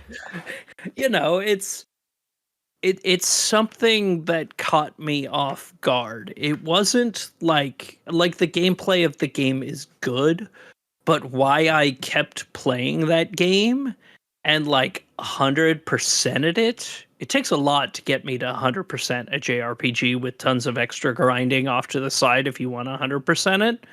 Is that I just really, really like the character. Mm-hmm. And I just didn't want to say goodbye. And that is, something that is really, really solid work and makes me excited for the future of the franchise because the game did about 100 times better than they expected. Like all of their developer updates are just like this wild thing of so yeah, we're planning on doing some story DLC stuff. We've never done this before. Our stories are always done, but we just want to add some more. It's going to be free. We just want to make you happy and let you spend more time with our character. I don't know, there's a lot of love there. It filled me with joy the entire time. I almost wanted to turn on my face cam so that you could see the big shit-eating grin on my face through 90% of my playthrough. And it's because of that main character. If she wasn't as well written as she is and as well acted, I would not be here talking about how it's the best surprise. I would be here like it's 9th on my top 10 list or something or so. Like, it was good. It was a really fun battle system. But, it's... But that emotional core is really important. Yeah, the emotional core hits and works so well. And, like, I was actually debating which character from the game to add to this category. That's, like, how many actually solid characters there are in the game. Even some of the villains are amazingly well written, unlike fucking Odin guy. Uh, like, God, I want more people to play this game and experience the story of Pieberry. You should play this game. It's really good. John, I've heard so much about this big dog. Ochi, that's my doggy, that's my baby, that's my funny little buddy. Wish he'd hug me, he's a puppy, he's an angel, he's a silly little creature, and I love the way he carries all my stuff and all my men, and he will always be my friend. That's my Pikmin dog. That's my Pikmin dog. Yeah, I just wanted to give a shout out to Ochi, because you know what? I like that they made an animal buddy, and they made it cute, but also like the most weird looking thing too. Like he's a cute little thing, but also whenever Ochi does something, I'm just like, man, you're like seconds away from like suffocating on your own face. You like there's something wrong with you, but also you're adorable and you help me out a whole bunch and made Pikmin 4 a much more enjoyable experience than I would have expected. Like, man, it's been a whole decade since we've had a new Pikmin, and it whips ass. And Ochi is a huge part of why it's so good. Just being able to swim and do like big jumps over stuff because Ochi can like build up a bunch of speed and run. Like, just really good gameplay additions coupled with a cute, weird looking critter that just can't help but love. That is why I love Ochi. I'm sure that there are way better characters, and honestly, I might have picked Ochi because I was expecting more people to be on this particular one and to maybe say other characters. Because yeah, I mean, it feels kind of silly because yeah, y'all are talking about these like very in-depth characters, and I'm just like, I like the dog. No, so sometimes just like a dog that is your bro is like a really important character to have. Yeah. If Ochi wasn't here, I'd probably just put Torgal on here and then immediately take it off.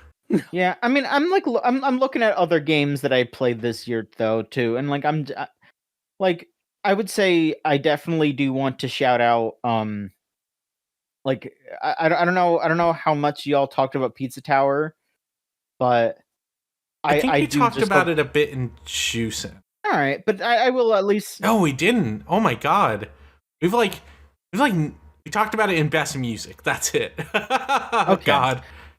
Well, I mean, I will also just shout out Peppino because he's fucking hysterical, and a huge highlight of that game is just seeing all the animations that he does, and his reactions and movement are integral to how good that game is. I also want to shout out Saber from Fate Samurai Remnant. Oh yeah. I mean, it's not the Saber. It's not the blonde Saber that we all know. A Saber. Okay. It's a different one. Yeah. Can't say their true name because it's a spoiler. Oh. They are just a delight. They are extremely funny. They bounce off of Iori very well, the main character. Definitely the highlight of that game is just having Saber react to the world that they are in and bouncing off of Iori as much as they do.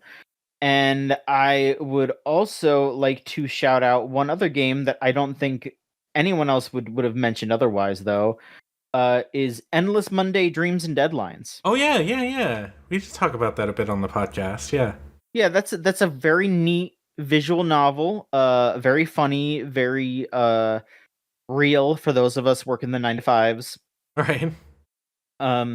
And I mean, I guess I'll shout out the main character Penny because she is just a very good, well-rounded, very real character that is going through this very unreal event of her boss being evil, like diabolical evil. I was about to say it doesn't sound too far-fetched. Well, like actively like mustache twirling evil. Of course. Well, yeah, no, again. And having to stop an alien invasion, and also having to deal with the crush that she has on one of her co-workers that has basically turned into her OC becoming real. And I would also like to shout out that character as one of the best characters of the year because Tiger Chan is fucking great.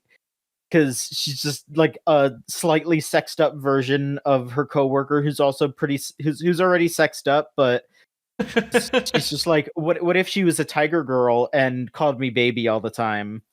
And it's just really funny because she'll just be like, come on, baby, you gotta actually do your work because I don't want you to get fired. Like Right. that kind of shit. It's really good. It's really good. I would highly recommend everyone play Endless Monday. Just a good little thing there because it's a game that is in this like sort of shared like universe that the creator made. And I kind of ended up just being a big fan of their work. And then they ended up making a bunch of like other things to go along with this. And so it's like, yeah, I definitely want to see what else they make in the future. But yeah, there you go. I guess that makes me feel a little bit better than just talking about the dog. And Xenoblade, Xenoblade as well. I know. I'm sorry. I'm jumping no, around. please, To a bunch by of all stuff, means, this is good. but fuck, like pretty much the entire. Okay, not the entire party of Xenoblade 3, because I will say the kids are kind of weak. That is probably the weakest the aspect kids. of Future Redeemed is like Shulk and Rex's kids. They serve a narrative purpose and I understand it, but they are also just kind of there. Everyone else in the main party, fucking incredible. Matthew is just the main dude from Xenogears, but upgraded to today's standards. A is like, hey, remember the Alvis from Xenoblade 1? Well, he's this really hot non-binary person now, and Rex also just appears to explain what being non-binary is to Matthew at one point, and it's really fucking funny. Is also just extremely cool and extremely powerful, and A just whips ass. And then yeah, Shulk and Rex come back, and they don't just feel like pandering for pandering's sake. They are really integral to the story. And they're also fucking badass as hell. Like Shulk's got a robot arm and super long flowing hair. And Rex is like literally the fucking Chad guy. And it's like, okay, that's how he got to fuck 3 women at once because that's what he looked like. Like, I get it now. It's good as hell. It's good as hell. And you know, I would love to just shout out Xenoblade again because yeah, like last year, like when we were still doing our deliberations, like Uni 1, and I think that you know it just continues on through Future Redeemed, that it has such great characters and such great world building and all that, and you know really put a cap on the entire lore of that franchise. And I guess it could also be argued because I have seen like there was like a year-end Xenoblade character like best character vote thing that went on Twitter, and the radio from Xenoblade 3 Future Redeemed got pretty far because it's that radio that plays the like the audio broadcast that like ties Xenoblade to Xenosaga and Xenogears, and it's like, yeah, you know what, that's also one of the best characters of the year because they made it canon. They quote they in all caps made it canon. That kind of whips. Yeah. It does whip. I'm still mad at myself that I haven't played that DLC yet. Fuck, I've got to add so many things to my list. It's so fucking excellent. I love it to bits. I mean, the only thing that I'm upset about is that they didn't release it physically like they did with Torna, because I want to have that. I would love to have that on my shelf, but they didn't, and it's okay. But it's still fucking incredible, and I love Xenoblade, and I can't wait for them to make another game. I'm glad there were so many characters that you liked. The difficult thing about the way we formatted it this year is I can't just put every single Baldur's Gate character on here, which is the saddest thing because they're all good. I put Asterion, and I still feel good even after finishing. I put Asterion on before I finished the game. I still feel good about Asterion being the character I'd want to represent. Or I'd want to talk about like the most when it comes to like how this game handles characterization. Even though like now maybe I think Karlach is the character that is probably gonna stick with me the most. But like all of that entire main cast is so fucking good. Every single one of them is just like an extraordinarily good character, like in their own right. Even the ones that are fucking goofy, like Gale's thing being like he's hung up on his ex. Also, his ex is the goddess of magic. You know, like and also he's just a fucking nerd. That's great. Like Gale is such a fun character to talk to. Yes, He's so like he's not like unrelentingly positive, but there's a part of him that's like very unrelentingly like egalitarian in a way that like even if you're just being the biggest jackass to him, he's like, well, that's okay. That good on you for that. As long as you're like not being actively evil or not trying to kill him. And even when you even when you do kill him, he's cool about it. Yeah, or as long as you don't accidentally say, "Hey, we'll get you a magical item later," and he just leaves. Yeah, he needs those tasty treats. He needs a good, yummy magical item. All the characters are good. I would love to talk about all of them, but I will talk about Asterion because Asterion does hit the hardest for me. I think because I think obviously I'm not a vampire, but like the themes of his story definitely resonate really strongly with me. You meet Asterion, and the first thing he tries to do is cut your throat. You know, like he tackles you to the ground and has got a blade to your neck, and it's like he's trying to like get information out of you because he is also in this weird, impossible situation that you are in. And then he pretty quickly realizes that you both have the weird mind flayer parasite in your brain, so it's probably a good idea to stick together. And the thing that becomes super evident about Asterion just from the get-go is he's just flat out evil. He's just super duper evil.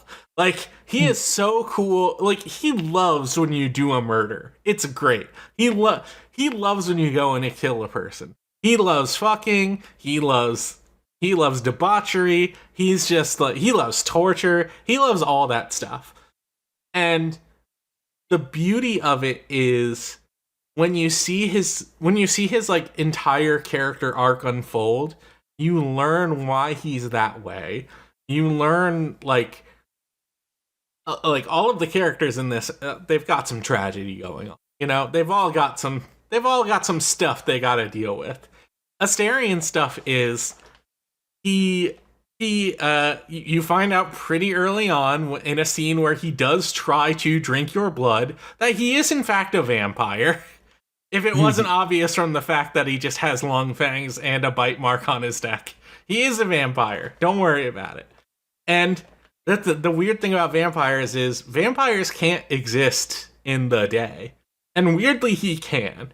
And that's a really important part of his character, because for the very first time in his life, he's going outside, he's seeing what the sun is like, he's feeling sunlight on his skin, and it's just like revolutionary to him. He's only lived in night. He's only lived in darkness his entire life. So him just having this small, like even the small moment of revelation of how his life has just been drastically changed by the circumstances that he's in now, it opens him up emotionally entirely, because you start to see all of the little bits of his story unfold, and you see the ways he got to be how he is, and you see like how sad he is, and you just want to help him. Also, the big most important thing is he is your gay catty best friend. You know what? He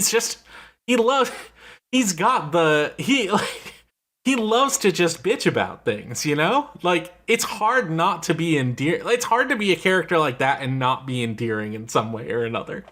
So his story unfolds in that you learn that as a vampire, he was not an independent vampire for pretty much his entire life. He was actually a thrall. And a thrall is a vampire that's under the control of a much bigger, stronger vampire. So a lot of his life, he just didn't have his own agency. He wasn't allowed to do things. He was forced to do things by the like vampire lord named Cazador that he was in service to. And a lot of that involved like, hey, I'm gonna go to bars, I'm gonna hit on boys, I'm gonna bring those boys to dark alleys, and then I'm gonna bring them back to Cazador so that he can turn them into thralls. Stuff like that. He gets like completely engrossed in this sort of debauchery. His personality is formed by the way he's only been able to interact with the world in these limited ways. And all while like not even just being like a complete mind slave, he's still a person stuck in a body he can't control.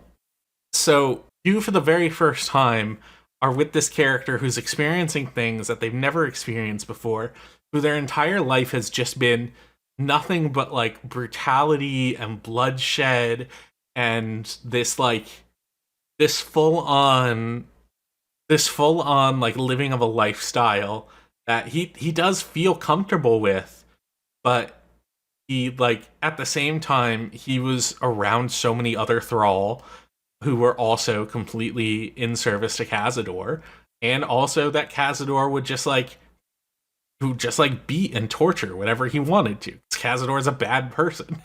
Cazador is just Cazador is this like almost comically evil take on like what a vampire can be. And you see the relationship of Astarion having this weird father figure and all the ways he doesn't want to be like him. There's one part during Astarion's story that is like, it starts as like a weird comedy moment, and then it happens, and it's like one of the most touching things that you can do. There is one person who there's this potion maker who just immediately clocks that Astarion is a vampire. Everyone else seems to just not really have that, just seems to not really notice that quickly. But this potion maker is like, your buddy is a vampire, right? And you're like, yeah. And she's like, can he drink my blood? Because she has this weird thing about blood. Blood is really important to her. She wants to feel what it's like to have her blood drunk. And you see Astarion, and he's been like he's been fully down to have like fun comedy moments. Like before this, there's a moment where you can just choose to be tortured, and if you have Astarion with you, every single time the torturer guy whips you in like this weird sadomasochistic ritual, they just always cut to Astarion, and he's always got like some kind of like bitchy ass comment about it in a way that's so funny. It's even better if you have Astarion and Shadowheart with you. They play off each other in incredible ways. It's just like, right. It's Astarion telling Shadowheart things like, I bet you didn't expect she was into that. And Shadowheart being like, now I'm interested. And just, it's so fucking, like my favorite team that I've had there was Shadowheart, Will, and Astarion. Like, the three of, like, they're the only one I've found so far that has a 3 chain.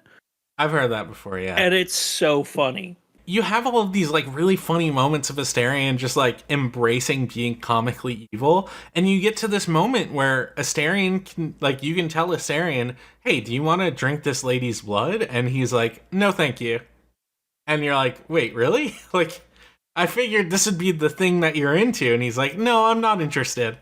And then you pull him aside, like, you can just like pull him aside because she tempts you really, like, she's like, hey, if you do this, I will give you a potion that is really good. And the potion she gives you is in fact really good. It's a potion that will permanently increase your strength stat. It is something you do want. And Astarion simply does not want to drink this lady's blood. And you can pull Astarion aside and be like, hey, like what's up? Like, why? I figured this would be like the kind of thing you're into. And he's like, why would you think that? Like, just because I'm a vampire, like, just because I'm like totally down to drink other people's blood, you think I want to drink hers? and you kind of need to like coax it out of him a little bit and be like, well, listen, the option I picked was, listen, I'm not going to force you to do it, but like we could use that potion. And he's just like, fuck it, fine, I'll do it. You go and do it. He drinks her blood, and he like immediately like throws up. He just fucking recoils. He's like, oh, Jesus Christ, that fucking sucked. Because the thing you learn pretty quickly after is that woman that he was drinking the blood of is like extremely old and like partially undead. So parts of her body are just straight up necrotic, including her blood, which is just like, it's just extremely old, rotted blood. And you talk to Asterion about it, and he's just, you talk to Asterion about it afterwards, and he's just like, yeah, I could smell it on her. Like, I pretty much knew immediately. And I didn't want to fucking do it, but, you know, if it's for the team, it's for the team. And it's this like moment where you have sort of done the thing that you kind of didn't really, like the thing you didn't really expect to do, which is you've overwritten his agency, which is something he has been trying to avoid, escaping Cazador's thrall. He is so used to the fact that he's been so deeply subservient his whole life that as soon as he's pressured to do something he doesn't want to do, he immediately folds. And it's so like, it's such a like heartbreaking moment. Like, if you knew how badly he didn't want to do it, you probably wouldn't have coerced him the way you did. But like, you don't find out until after. And then as you go through the story with him, you find out eventually you do get to the point where you can confront Cazador in Cazador's big mansion. You read a whole bunch of notes that Cazador has written, and they're written specifically to Cazador's previous master, who also treated him as a thrall, who also treated him like shit. And it becomes clear that there's this recurrent like cycle of abuse between these vampire lords. And eventually you find out that Cazador did in fact kill his previous master and was able to become the next vampire lord. And there's a rite of ascension that he's ready to go through, and he needs Asterion's help for. That Asterion conceivably could usurp him and also take. So it sets up these stakes of, if you think that Asterion should be able to take this power, should he? The other thing you learn in this in the area where you're about to confront Cazador is you find the prison where he's been keeping the thrall like locked up. The thrall that he's been like preparing for fucking centuries for this ritual. And there's so many of them that Asterion immediately recognizes because he was the one who brought them there. He didn't know what Cazador was doing with them. All he knew was, I was the person that lured this guy in. I was the person that completely destroyed this guy's life. And he's absolutely grappling with that. All of these people are still alive, but they're all vampire thrall now. Like, they're never gonna go back to their normal lives. And there's fucking thousands of them. And you see Asterion grapple with the weight of everything he's gone through in his life. And you're about to confront Cazador. And it's this like, there's this moment like after the boss fight with him where you get to like help Asterion choose should he or should he not ascend. If he does ascend, he's damning all of these people to death because the ritual requires that all of those thrall be sacrificed. But if he doesn't ascend, if he doesn't kill all those people and he frees them, then suddenly you have like a shitload of vampire thrall, like thousands of vampire thrall just wandering the world. It's this like really, it's this complex like moral decision of like, hey, do we possibly like let a huge vampire epidemic break out, or do we prevent it by letting Asterion become the next vampire lord? But if Asterion becomes the next vampire lord, he's just continuing this cycle of abuse. He's taking up like the same mantle Cazador did, and at the same time, he's damning people who were in the same position as him. And that was the sort of thing that I fell on when it came to this moral decision, was like, okay, all of these people, even though there's so many of them, even though they're vampire thrall, even though they could really cause a real significant problem for a lot of people, they still deserve a chance at life, like Astarion. Like, Astarion deserves a chance. Like Astarion got to become a better, like, fully fleshed out person who has grappled with the weight of everything they've done with their life. And they finally have a chance to make it right. And don't these other people also deserve that same chance? And at that moment, I'm like, you shouldn't ascend. And he's like, yeah, I think you're right. But he does take that moment to brutally and viciously stab and murder Cazador to fuck. To absolutely annihilate the shit out of him in a brilliant moment of catharsis. It's great.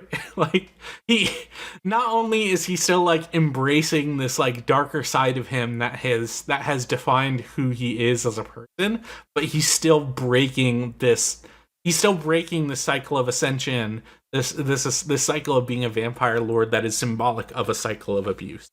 And then, like, in the epilogue with him, I got this really beautiful scene where I go and talk to him, and he's like, yeah, I decided to just be an adventurer. After you cure the parasites that are in your head, he loses the ability to walk in the sunlight. He has to go back to being in the darkness, but he's just like, well, you know what? There are a lot of people who need help at night, you know?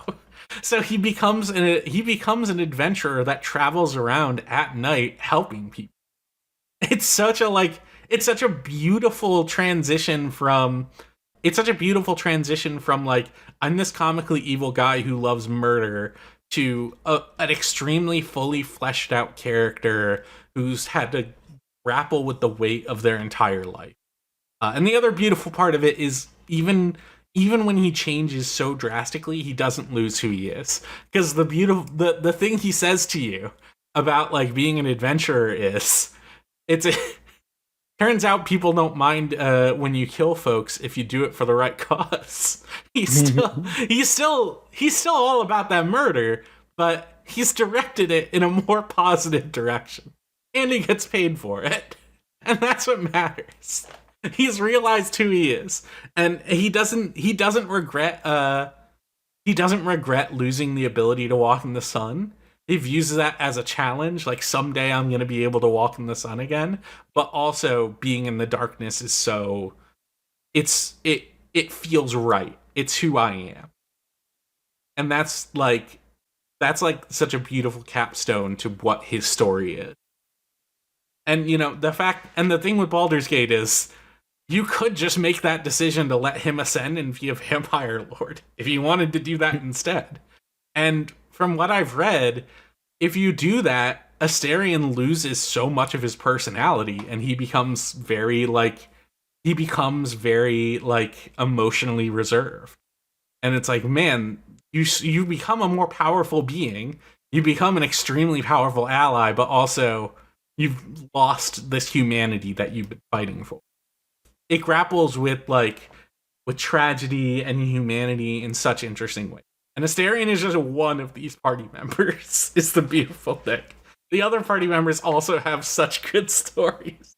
That's what I love about Astarion. It hit home to me as someone who's been like in an abusive household too. You know, like the fact that you're the fact that he's thinking about his other family, even though he's escaped. The fact that he is having so much trouble confronting Cazador, even though, like, this is like, he has to go home eventually.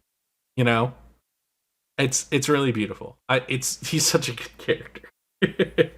The characters in that game are what make it work. Yes. Like, well, that and the ridiculous shit you can do, but of course, like, the character writing is like, there were characters I fucking hated at first. Astarion being one of them. Uh-huh. Like I genuinely like found the insufferable gay best friend routine like insufferable. He's Like so catty. He just doesn't stop. It's great.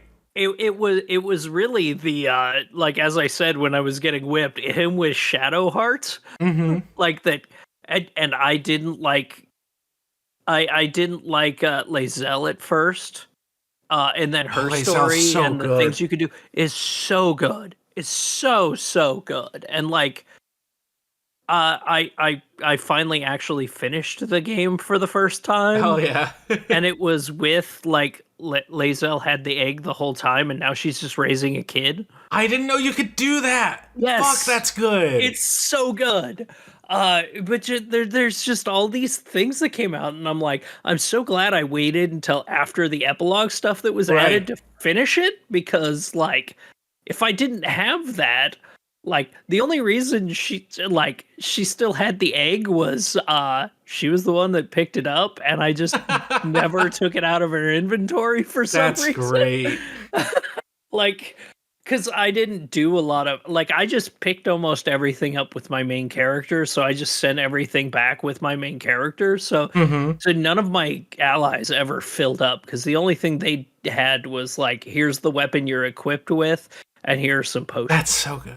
I wish I did that. But yeah, like, the Lae'zel stuff is so good. The stuff with the stuff that can happen around Shadowheart, the stuff that happens with Gale is fucking really good. Yeah. Like, and that's the thing. I fucking hated Gale. I was just like, I want to get this fucker out of here.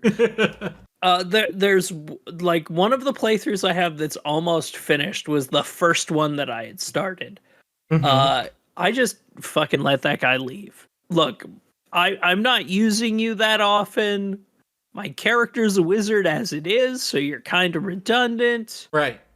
If I anything, only have- like, the fact that all of these characters are... Sorry to cut you off, but, like, the fact that all of these characters are so good makes, like, the fact that they've added more ways to add Minthara to your party in like a non-evil playthrough makes me, like, really regret never, like, pursuing that in the first place. Because it's like, man, I wonder what the fuck she's about, you know? There's still barely anything. They've added a ton of stuff for her, from what I understand. But like, it is like Will. Will feels really underbaked compared to the others. Like, he's got a lot. I don't feel like Will is underbaked. I just feel like his story, for the most part, is probably one of the less interesting ones. Because it's about, like, I'm the chivalrous hero of Baldur's Gate, and then by the end of it, he's the chivalrous hero of Baldur's Gate. You know, I'm the chivalrous hero of Baldur's Gate with daddy issues. I still have my daddy issues. Yeah, but like the interesting parts of Will's story are like, oh, he has to negotiate this contract with a devil, and that devil character is kind of way more interesting than Will is, you know? Yeah. That's the issue, is like, there are things in this game that are so good. Yeah. Man, all of these characters are ridiculously good.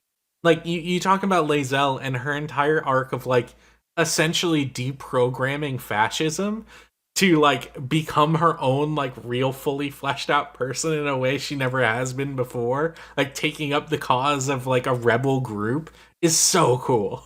And like, the fact that these aren't even the definitive storylines for them, there are alternate paths you can go down, is all, like, that's the part of it where it's like, my playthrough of this is not even, like, the playthrough everyone has experienced, you know? It's probably the most common one, because I generally was good and tried to do all of the stuff that would help everyone as characters.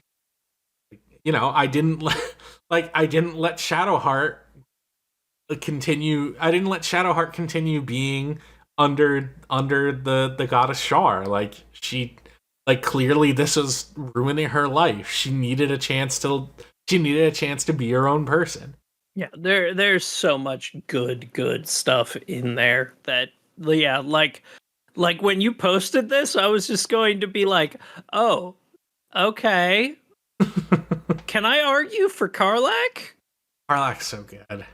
Karlach is so good. If we didn't talk about Karlach already in a previous episode, like in a previous category, I would love to just talk Karlach. Exactly. She's great. Like, yeah. fuck, dude. Well, I mean, just the fact that they changed things in a way, like the additions they made around her are the genuinely good additions that they needed to make. Yeah, because she was definitely the least realized party member for a while until they went and added more to it. Not just that, the fact that her only ending was the only way you could get an ending where she didn't die was to turn her into a fucking mind flayer sucked. Well, that's what I did anyways. That's what I did. It was either die or turn into a mind flayer, but the fact that you don't have to now is just like... I don't even know what else you could do. No, you can actually fix the engine. You can't. What the fuck? Yeah, you could fix the engine now. It was in like the second big patch that they did. I never found that.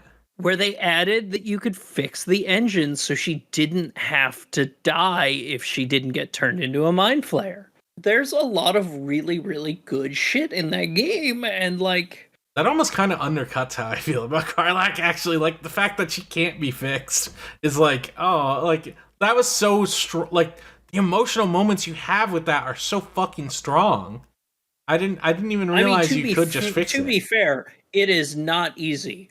It is, like, going way out of your way. It's like the egg thing with Lae'zel. It's one of the things that you could easily miss. Well, I'll have to keep that in mind. But yeah, it's there's a lot of really, really, really solid shit in there. There's too many good characters. There's too many good characters in 2023, and I think we've covered most of them, if not all. A lot more of them that were on our list. Yeah, for sure.